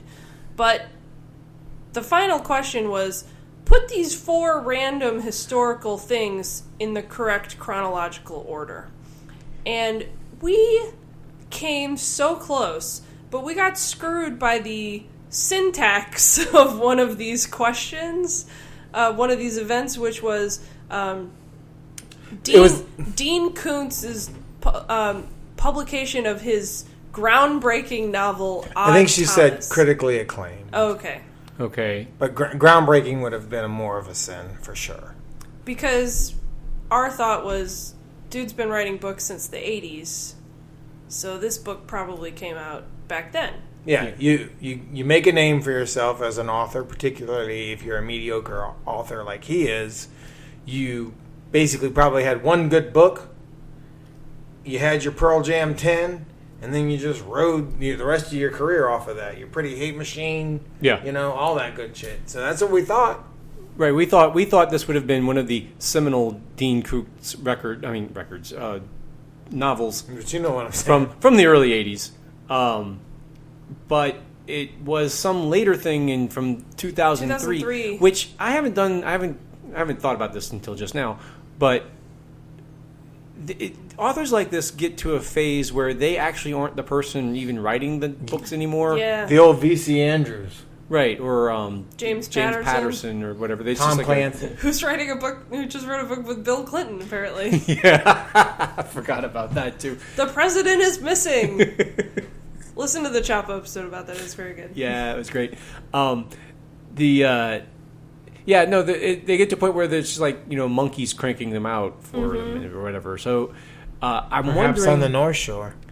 Like, I'm wondering if this even qualifies. This Odd Thomas. I don't even know what it is, but apparently it's critically acclaimed and groundbreaking. Well, I mean, which is it? Critically acclaimed or groundbreaking? Whatever they said, it is. They're not exactly the same, but... I think when I looked up the Wikipedia page on it, it looked Oh, like... hell yeah, Alli. On Tuesday. To check our work. It looked like it was the first of what ended up being a long series of Odd Thomas-themed novels. Oh, good. That's what you do. It was like, basically, Dean Koontz wrote a book, and now he's making it into a brand. Yeah. So, kind of like the... Maximum Ride, or the Rick Riordan series with all the different Greek heroes. What is that? Percy Jackson. All these YA series, right? Okay, yeah, I was thinking of the... YA. Shit. Young adult. Fucking librarian. Jason Bourne. I was thinking it's like Jason Bourne novels. Yeah. That's what I was thinking. But Cash Cows. But regardless, CCs. we got the other 3 ones correct in the right order. But the stupid Dean Koontz, and who gives a shit about Dean Koontz anyway? Yeah, I have not since 1991, and then that was only briefly. Right. Like someone said, you should try this guy, and I was like, okay. And then I read one, and I was like, never again. Nah. Well, I'm sure Trivia Lady didn't know either. I mean, she's just reading the shit off of the page. She didn't know. For the last time ever. For the last time ever. Right.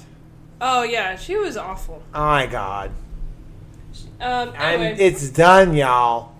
But we had a great time playing trivia. We ate some fair to middling food. It always is there. Like somebody, like y'all were like, well, we're just going to eat there. And I was like, ooh, no. It's not good. It's never good. Is anything good at Tracy's? What do they have good at Tracy's? I don't know. The po' boys are all right. They're not terrible. Fuck. Gas stations have po' boys that are all right. Yeah, po' boys. How hard is it to fuck up a po' boy? People spend a lot of time like obsessing over what the best po' boy is, but like, it's like you said, ridiculous. It doesn't matter. You just make a sandwich. It's fine. Yeah, unless you're gonna do something special with it, like drizzle a special sauce on it. It's the same shit everywhere. Right. That's nothing to be ashamed of. of. The roast beef one at Parkway is good because they shred the lettuce like Taco Bell style. That's something different. That makes it that much better. Otherwise, it's just fucking dressed po' boy. Who cares? You know, and I haven't been back to this place in a very, very long time, but the po' boys at Mother's I really liked them because they put shredded cabbage on them instead of shredded lettuce. Great. Which is a little crunchier. That sounds like a po' boy that has some sort of merit for or against it. It may suck or it may be good, but there's just a whole shit ton of them that are just fucking the same fucking sandwich no matter what. You know, you can get it at a gas station or a tourist trap in the quarter or a seafood place in fucking by the lake.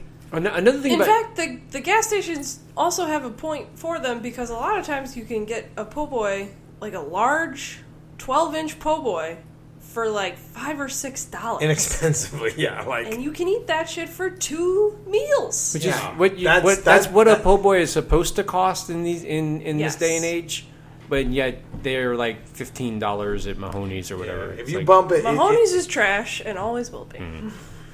Anyways, nice diversion. Yeah, Liuza's barbecue shrimp po' boy is pretty fucking. You guys eating anything good this week or last week? Just what I've been cooking. Okay. But, I mean, are we doing a recipe, man? We could do whatever you want. All right, so I think I've created my second good recipe. Like, I've been making spaghetti for 30 years. My mama taught me how, and I can make spaghetti. Sounds good. But lately I've been making these pork chops where I take them and I marinate them in chipotle, vanilla, Nutella,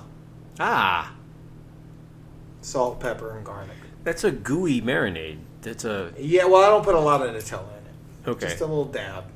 Smush them around, let them sit for 8 hours, and then high heat. They're pretty fucking good. I'll have to make them for you guys. Wow. Yeah. Huh. Yeah, they're not bad. That's different. Yeah. I like it. Well, the vanilla is super strong, so I gotta like woe back on that a little bit. Make that less and less. But it's really fucking good, especially when the high heat hits it, and it like all kind of chars up and whatnot. Really good. Okay.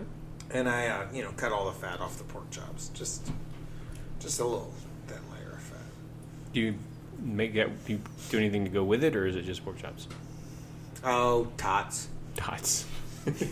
No, not anymore. Pizza rolls? No, I'll chop up some potatoes and put some curry on them or something. Yeah. Some shit like that. Just all the other stuff. Well, that's good. We got a little recipe minute there. Just a little one. Little ding. Ding. It's good. It would probably be really good on a grill. Get more high heat. I'd made it in a cast iron skillet, so I was only able to char the edges so much, but probably would be better on the grill. Do you have another so-so that you wanted to? Yeah. I took an edible and went to 3 movies in a row in Homa. I remember you talking about this. Yes, I would like to hear about these movies. Okay, so the first one was the Marvel Universe Avenger Infinity thingy. Infinity War? Infinity War. Did you see it? Nope. Did you? Was Norby Schaber in it? Nope. Okay. Nope. I mean, he may have been jerking off in a corner over there. I don't know. I wasn't paying attention. Nobody fights harder for the Bayou. That was the best one. Like, I really didn't give a fuck about those movies. That was the best one of the ones that you saw during this session. Of that day and of all the Marvel movies. Oh, it I've was watched, the best Marvel except movie. for Guardians of the Galaxy movies, which I am kind of a mark for. Like, of all, I don't care what Iron Man and the Hulk and Thor and them do. But Thor is so boring. Oh my god. I saw the Could last you be Thor any movie. more bland? I saw the last Thor movie and it was actually kind of funny. Ragnarok? Yeah. I'm halfway through that right now. Yeah. It's okay. I'm watching it at home. It's not as good as people think, but it's okay. They're definitely, they all think they're cute. Mm-hmm. Like, everybody in all those movies thinks they're super cute. But I think that, I agree that the Guardians of the Galaxy are the cutest ones. They're my guys. Okay. They're in it. It's good. And it was the best one. And I saw it first. And then I saw the Deadpool. It's pretty good. Funny. Lots of in-jokes. Talks real fast. Yeah. So you got to pay attention to catch it. It was Deadpool 2, right? The second Deadpool, Okay. yeah. And now, so he's Marvel, but he's also, there's traffic camera rolling outside. Oh, no, it's just the cops. It's a moving traffic camera. Yes. He's Marvel, but 20th Century Fox owns him and the X-Men, so they can't be in the Disney films, even though they're both Marvel properties. So he makes several jokes about that. He's very outside the box with his humor. So breaking the fourth wall type. He breaks it over and over again. He's self-actualized and makes jokes about it, and he's also pansexual and stuff like that. It was really good. Some people have been critical of the Deadpool movies in that they do too much they're just too much. Like, that is the gag. The gag is, hey, it's a gag. And well, I mean, if that's going to be the gag, then how do you do too much of the gag? I don't. I'm just bringing up the thing. It sounds like those are He's just a messenger, man. nerd types who just have nothing more, like, incels. Yeah, probably incels. Incels. That shit. Yeah. Okay. I have no interest in seeing the comic book movies. Any of them? I saw the first Guardians of the Galaxy. I thought that was pretty good. Soundtracks are good. I've seen bits and pieces of different Marvel movies that have been broadcast on FX, and Pat will watch them, and I will see bits and pieces, and then I will read the plot summaries on Wikipedia so that I can figure out the whole story. Smart. You don't got to sit through all the bullshit, all the Yeah, explosions and shit. I can't really. I mean, they all can't really get into it too much. They all kind of end up being the same thing because they're a comic book movie, and so Yeah. Well, I mean, if you spoiler alert, everybody. Yeah. Wait, you don't care about spoilers. I don't. But you don't want me to spoil Infinity War, then, huh? No, you can spoil it. I don't care. Okay, well, one thing that they do bring up in Infinity War is the bad guy Thanos. Thanos. He Hands wants of to- fate. No. You got Thanos. Talk about crossover event. Your Hands of fate. your syllable off. Your syllable off. Who's Torgo in the movie? That's what I want to know. He recognizes that the universe is overpopulated and it's using up its natural resources and shit like that, and that there's a Malthusian prophecy about to happen, right? So as a So he's an eco-fascist. well, I mean, he's an exterminist. A hero, an anti-hero, but who also could maybe have a point, right? So he collects all these Infinity Stones, and it's his idea to, when he catches all these Infinity Stones, and they all represent a different thing, like space, time, soul, all that kind of shit. Half of the universe is just, as soon as he gets him, half of the universe is going to fucking just disintegrate, right? And that's going to solve, the problem, right? So the Avengers and the Guardians of the Galaxy and Doctor Strange and them all rallied. They're like, "Fuck that, And man!" Black Panther too, right? Black Panther, the Hulk, like Every Spider-Man. character they've ever put in every one of these movies. Except for Deadpool and the X-Men, who are Right. 20th Century Fox Right, properties. but they put them all in Batman and all them. and they all have to go punch Thanos in the face. Everybody gets a little scene, Well, right? Batman and Superman are DC. Right. Yes. Right. They're not in there. As we learned in trivia on Tuesday. Well, they had a lot of those DC. They were. Yeah. So, at the end of the flick, spoiler alert, Thanos gets them all, and half of the cast just disintegrates into ash and shit. And then he sits there very, glorious, and then the movie ends. So, there's going to be a sequel coming up. But the whole time I'm thinking... Was that the I don't feel so good meme that I've seen on the internet? Yeah, I mean, it really, like, half of the Guardians of the Galaxy, Spider-Man, Doctor Strange, all Black Panther, they all just burn up in ashes and shit. And each one of them has a different death scene, So if you have some feeling towards these characters, whoever your favorite characters are in the Americans, just imagine them suddenly going, and then burning up. But nobody buys that, right? I mean, they have to go make another movie where they fix all that. So thinks it's that like that it's right, actually it's gonna really happen. who shot JR. Basically, yeah. Well, who shot Bobby? JR really did get shot. Right. Bobby didn't really die. I mean, Anyways, that's what they have to do now. So yeah, there's parallel universes and so on and so forth. Yeah. But the whole time that everyone's fighting Thanos and they're trying to save the universe, like none of the Avengers or anybody has any sort of like solution for the fact that the world is getting overpopulated and that the Malthusian prophecy is going to happen. Like they're all going like, "Hey, we need to save everybody," but Thanos is like, "Hey, no, this sort of shit has to happen. Otherwise, it's going to happen in an unnatural way or a more natural way, which is going to be ugly and shit like that." So that was a flaw. You're assuming one, that bad guy's argument is correct. I did, yeah. And then two, he makes a good point. His mission in this movie is to acquire the pieces to this magical oven Infinity mitt. Stones. Yeah, the magical oven mitt that gives him control over. You've done some reading on this. All of reality that he can do whatever he wants. Right. And the thing that he chooses to do to solve this terrible problem is to kill people. Half of the universe. But if you have the magical and oven also he doesn't pick anybody. He doesn't say the poor people must die or these people are trash. Random. They must die. Sure. It's random organisms. That's just nice. But it is. That's fine. But it should be noted that he's not a supremacist. Can't he just say, "Look, everybody gets unlimited food from now on because I am the wielder of the magic thing"? Hadn't really thought of that. Like, it's like you need some Infinity Stones. It sounds like to me, bro. I guess. Yeah, can't we use the powers of vibranium to make to solve our energy problems, which would thus be able to feed the planet? And balance the ecosystem. Sure. As it stands, they're going to write the script for the next movie that fixes all of the problems. I mean, I bet you they include that in it. You read some spoilers that that's what they were going to say, or No, I'm just saying that they're going to fix it because they have. Well, they have all these properties. They have these actors under contract who are going to make the movies. Well, some of the actors. I mean, there's a pretty fundamental element of being in a comic book world is that resource constraints are fake. Yes, that's my point. Yeah. Or in most movies, anyway. So. And that, if a villain is telling you that something can't happen, and that this is the only way out, it's pretty much not. It's never going to be a perfect parallel to a real on-Earth problem.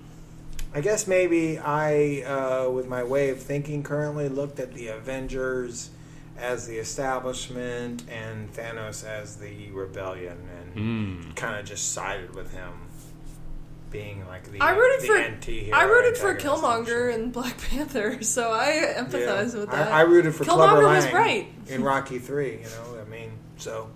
I thought Mr. T really had a point. I guess my point is that the script writers are creating a simplistic situation that doesn't actually reflect a real life moral dilemma in either of these movies, and so I don't know. I'm not really. I guess I'm saying it's not. It doesn't even matter. You can't really sit here. I'm with you on that. Yeah. So what happened is that I went out to the bar MacGuffins that they have in every AMC theater, and took another edible and drank a couple 20-ounce beers. They have a 3-beer max at the MacGuffins bar, so nobody gets all fucking rowdy and cuts up in there. And there was a whole group of women over there getting fucked up at MacGuffins and stuff, and and then Tisha met me, and I went and saw Solo. Oh God! The newest Star Wars. What do they call it? Star Wars story. Oh yeah, sure. And really was looking forward to it because I'm into that, and couldn't get into the story almost at all from the beginning because the movie was filmed in low light by a low light cinematographer, this master at that. And only half to a third of the theaters could project it correctly. And the the Clearview or the AMC in Homa, not on that list. So I could barely see anything. Probably also because I had had some drinks and my you were extremely fucked up. And the edibles probably were working on me too. But I went out and complained, and they didn't do anything about it. Oh, you went out and complained. That took. I was basically fucking you turn up a superhero just by standing up. You're so brave. As stoned as I was. Mark, you are so brave. I don't complain stone cold sober at almost any places because I'm just oh well, sucks for me, blah blah blah blah. And I don't hardly talk to anybody if I'm stoned. Where do you go to lodge a complaint at the theater? I found a guy, and the guy who I talked to looked like he was the guy to handle it too. Oh yeah, he was the nerd, that was walking around there, where everybody was, all the other ushers and food people were coming to him. He was 19 or something. Oh yeah, and he was overwhelmed. He was the assistant to the assistant manager of the movie theater. Oh, that's the guy. That's the guy you got to see. And I was like, hey man, it seems Solo seems a little dark. Theater 8, and he was like, Solo, which one? Theater 8. Okay. And then he wandered off somewhere. So I was like, okay, he's gonna fix it. No, you just go to control panel and adjust brightness. Yeah, he put his little, he brought up his app. Anyways, it never got any brighter, and then because of that, I missed a bunch. In those Star Wars movies, you got to kind of look around and see little symbols on the wall, and go, oh yeah. Do you have to really? That's what I do. I didn't know that you really needed to pay that close attention to Star Wars to get it. I do. I mean, I got the Boba Fett action figure when I was fucking 5 years old. Yeah, no, I had all that shit too, but I didn't think that you needed to.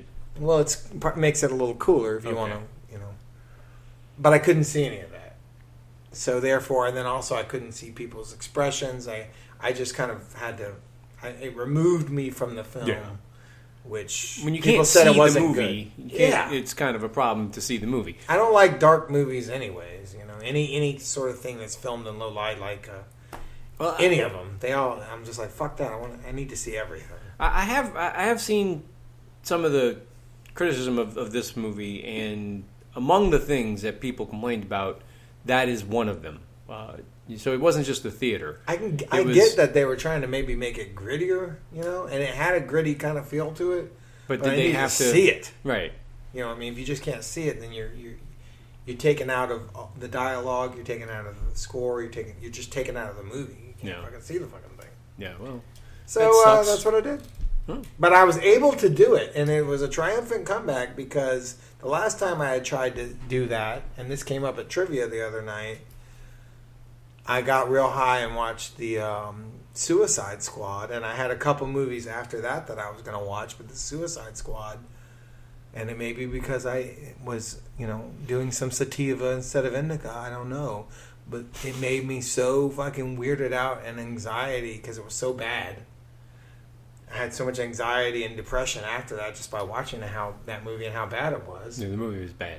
I fucking just left and went home. I only watched one movie that day, which was good because the second one was going to be that Ghostbusters remake. Which is also bad from what I hear. It was really fucking bad. Not because it was ladies playing the roles. Oh, I heard it was really good. No, it wasn't good. Did you end up watching it? I ended up watching it like months later on in the comfort of my own home. Oh, okay.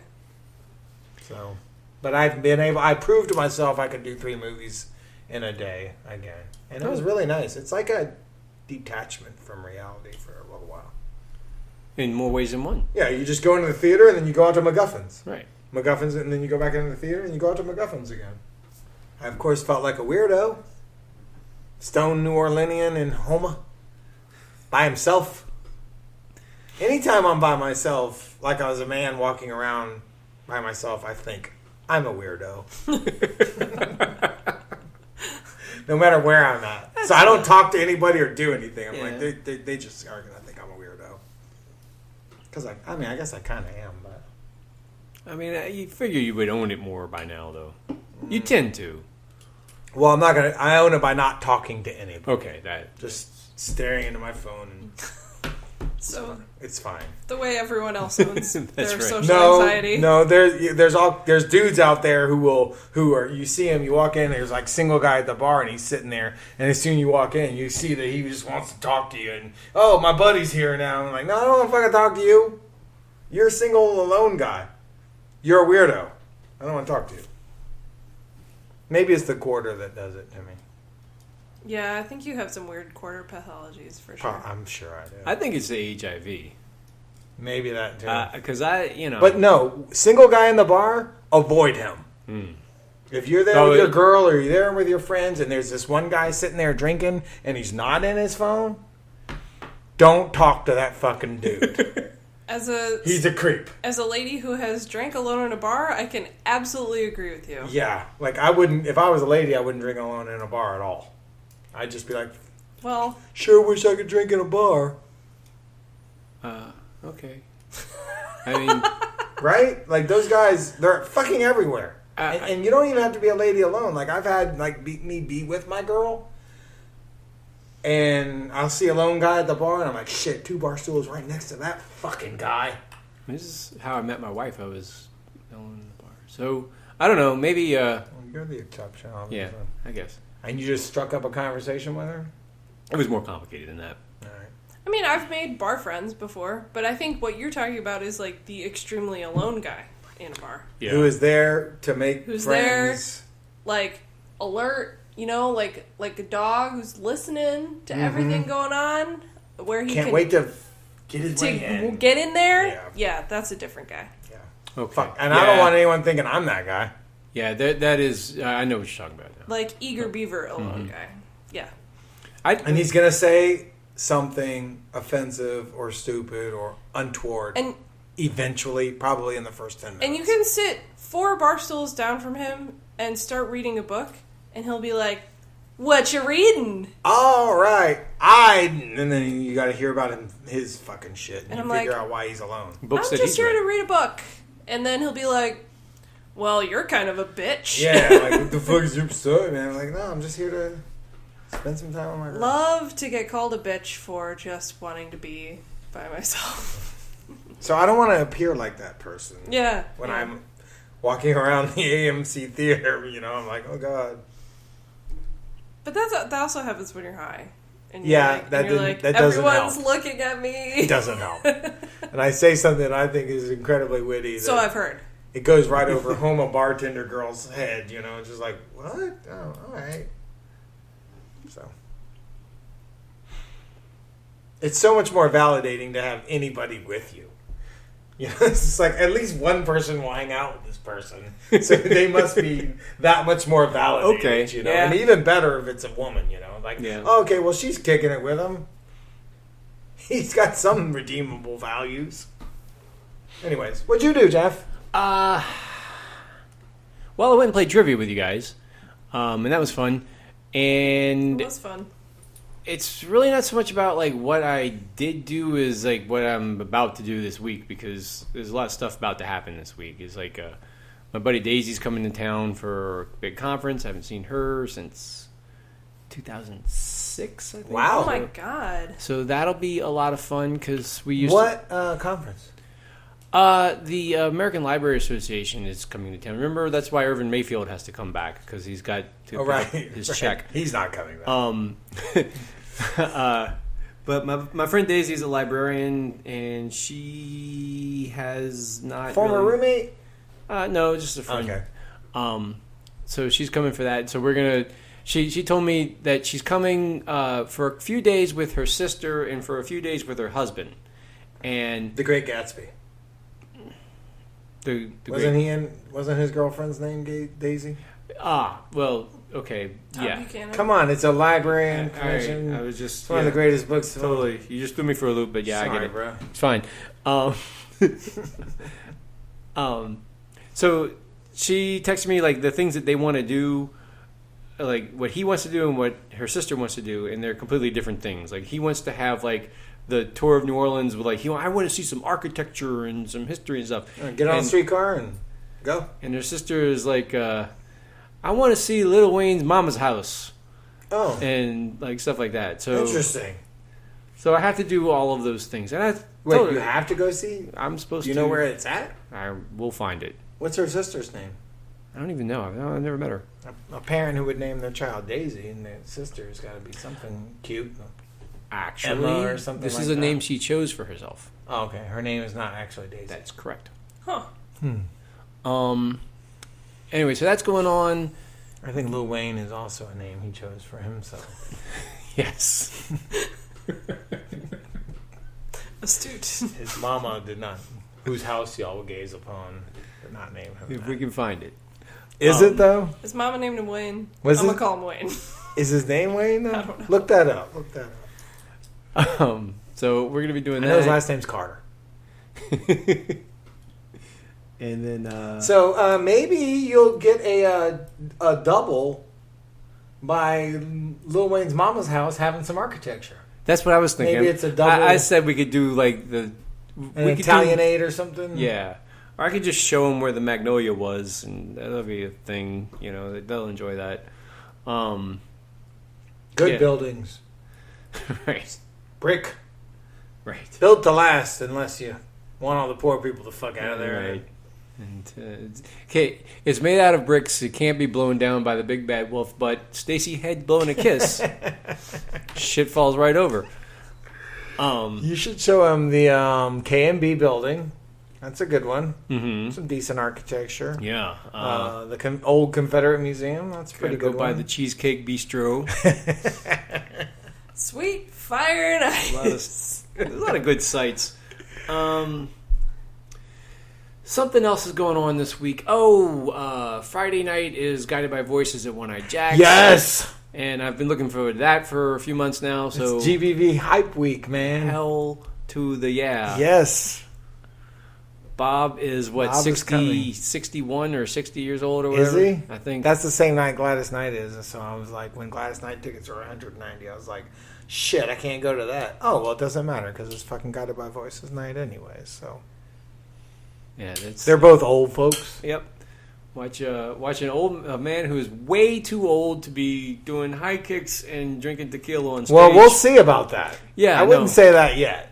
He pulls it off. He pulled it off last time, so you know. Yeah, but I'm hoping the crowd will be a little different this time. I'm thinking the venue change will make it that last better. time they were here. They were at Republic last time. Yeah, and that was subdued. It was about 40 people who were really into Guided by Voices, so into Guided by Voices, and about 60 people watching them going, what the fuck is even happening? How do they know every song? Why are they reacting like this to every song? Why don't I know these songs if they're so fucking good? Yeah. But the One Eye Jack show before that was really good. So yeah, the last time it was a Sunday night after a Saints game, right? Something like that. And this time it's a Friday night, and it's at a better venue, so it'll. I don't know. Well, I'll be one of those people in the pit anyway, so it won't matter. Is Joe gonna go? Maybe. If he doesn't think it's stupid, he's a fan of the band. All right, good. So he's not a fan of going out, right? So you have to weigh those two things. Come on, Joe. Anyway, he's got low T, man. It's exhausting. It does. It sucks. It's hard out there. Punch yourself in the face a few times. Anyway, will Daisy and them be in town for that? That's a good question. I guess so. I don't know. So many plans to make. But that's all I know about it at this point. Shit's just gonna happen. You got a busy week. I do. So next, also, is going to be better for you. Participating in this political event on Monday night. So yeah. That'll be another thing I got to do. Good. Alli now, Alli forever. No, just for another year. Okay. Anyway, so there's two leaders of the DSA. Co-chairs. Co-chairs. Mm-hmm. So if y'all are both on opposite ends of an issue, what happens? They Nothing? arm wrestle.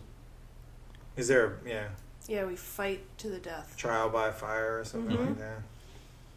Trial by combat. Okay. High stakes. Westeros High rules. stakes Russian roulette. Oh, damn. It would have to be Russian roulette.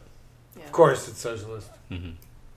You can do that with mouse traps and a lazy Susan. You just break your finger. Like one of the mouse traps is set and the rest of them aren't. And then you just spin it, put your finger on one, and you just break a finger. It's a great idea. Yeah. What do y'all really do though? We don't really have a lot of the authority is really vested in the membership itself. So then we have a local council, which is the officers and committee stewards who manage things in between general membership meetings. They spend all day in an office doing data entry. Who does? The co-chairs. Co-chairs, right? That's what y'all do. No. Oh, okay. We just talk about stuff and we figure it out.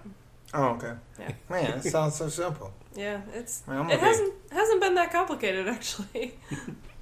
Jesus. Well, we should put y'all in charge of the sewage and water board or something then. I tried. You did? All right, well, fucking. What did you do? Not what you're going to do, but what did you do? What do you mean? Like, for fun. Like, so-so. Oh, my so-so. We haven't talked to you. I've been working a lot lately, but I've done a couple things.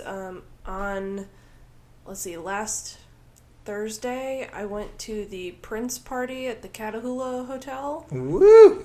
It was his birthday. Yeah. And they showed, so there was a DJ, and then there was a screening of the Prince and the Revolution live 1985, and the lights were purple, and there were like purple themed drinks and stuff, and I wore a purple dress and purple lipstick, and it was really fun. Fucking right.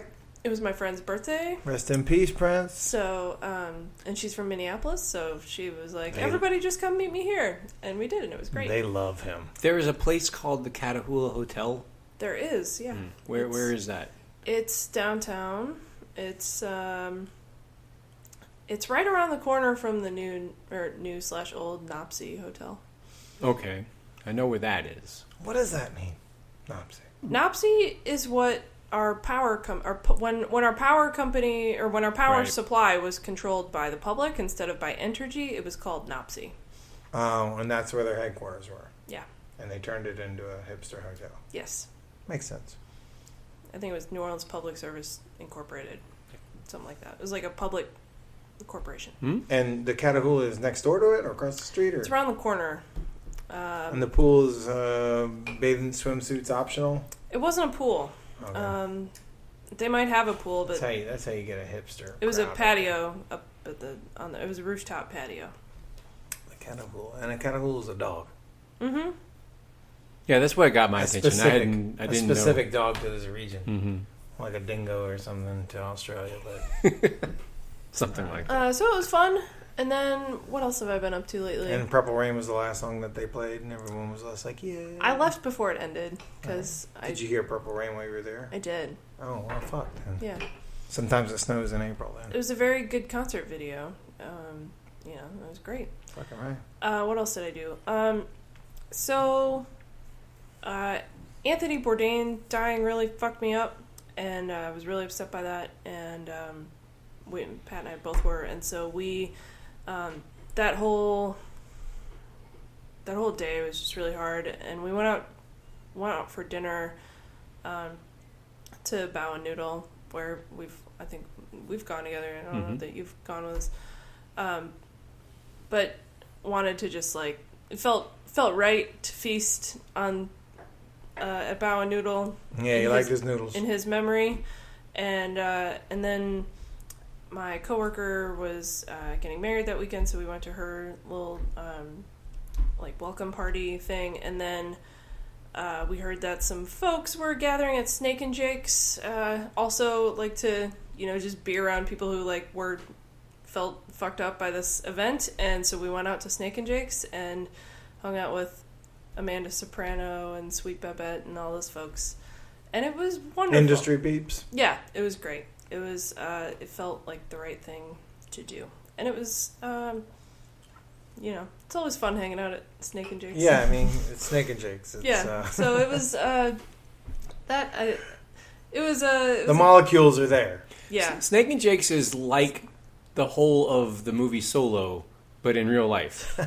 It is dark as shit in there. In fact, all of the pictures I have from that night are red because you do not want to see it in the day. Yeah, we were under a red light, and so all the pictures look like this.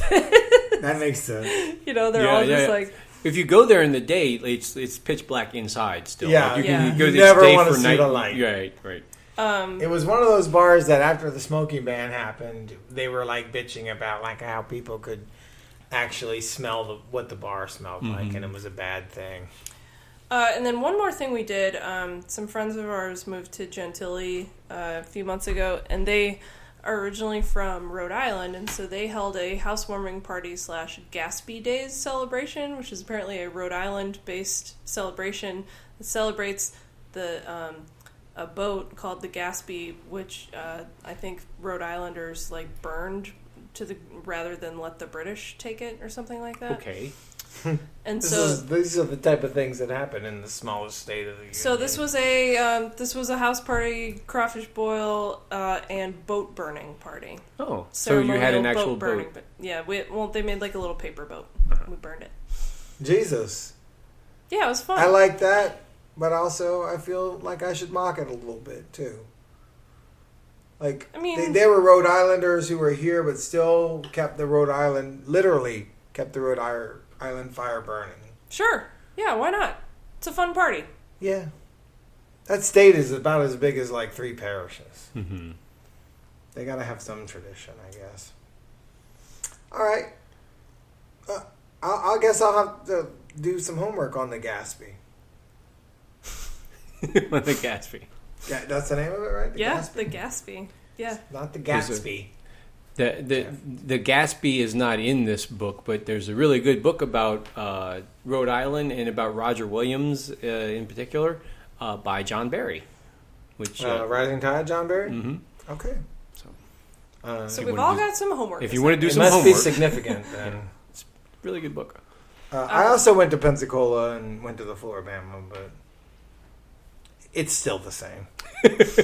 Nothing has changed about it. Sometimes there's things that you have to go and do just to make sure that they're still.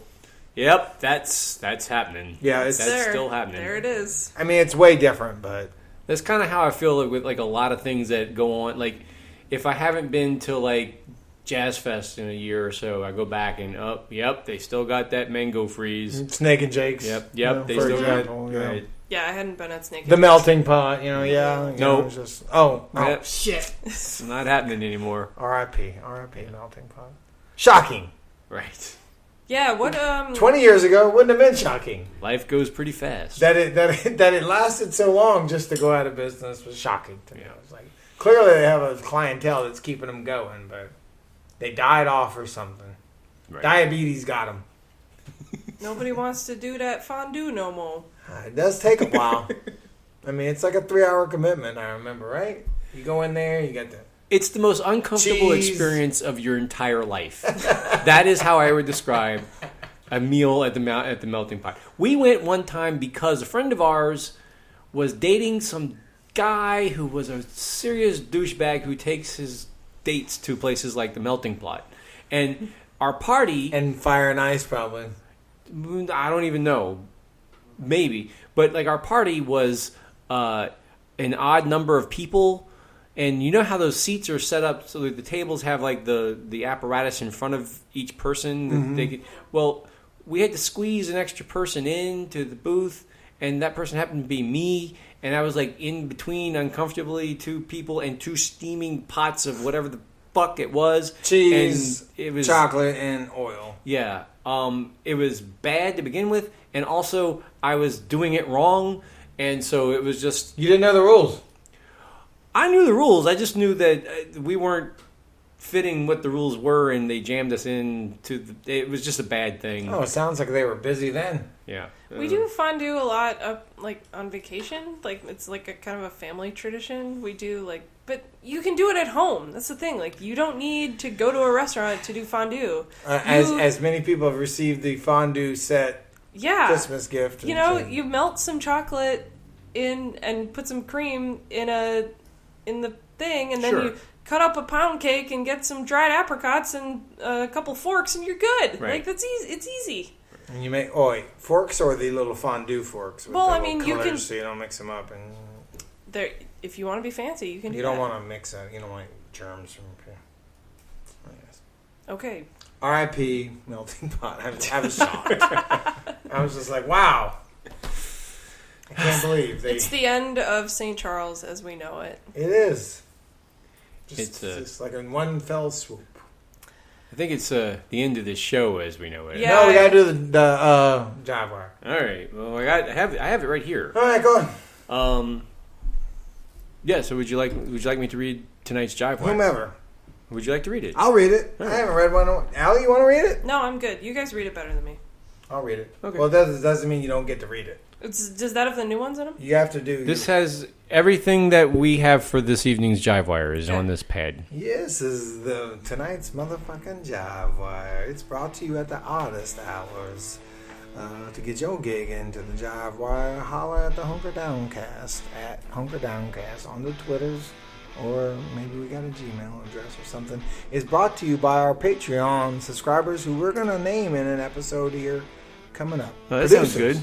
Yeah. Executive producer. I'd like to know more about those Patreon subscribers myself. We're gonna find out about them. Yeah, what? I think we got like $20, $30. That's great. Something like we that. should probably put that towards making a better show. Thank you, guys. That's good. I don't think money will save this show.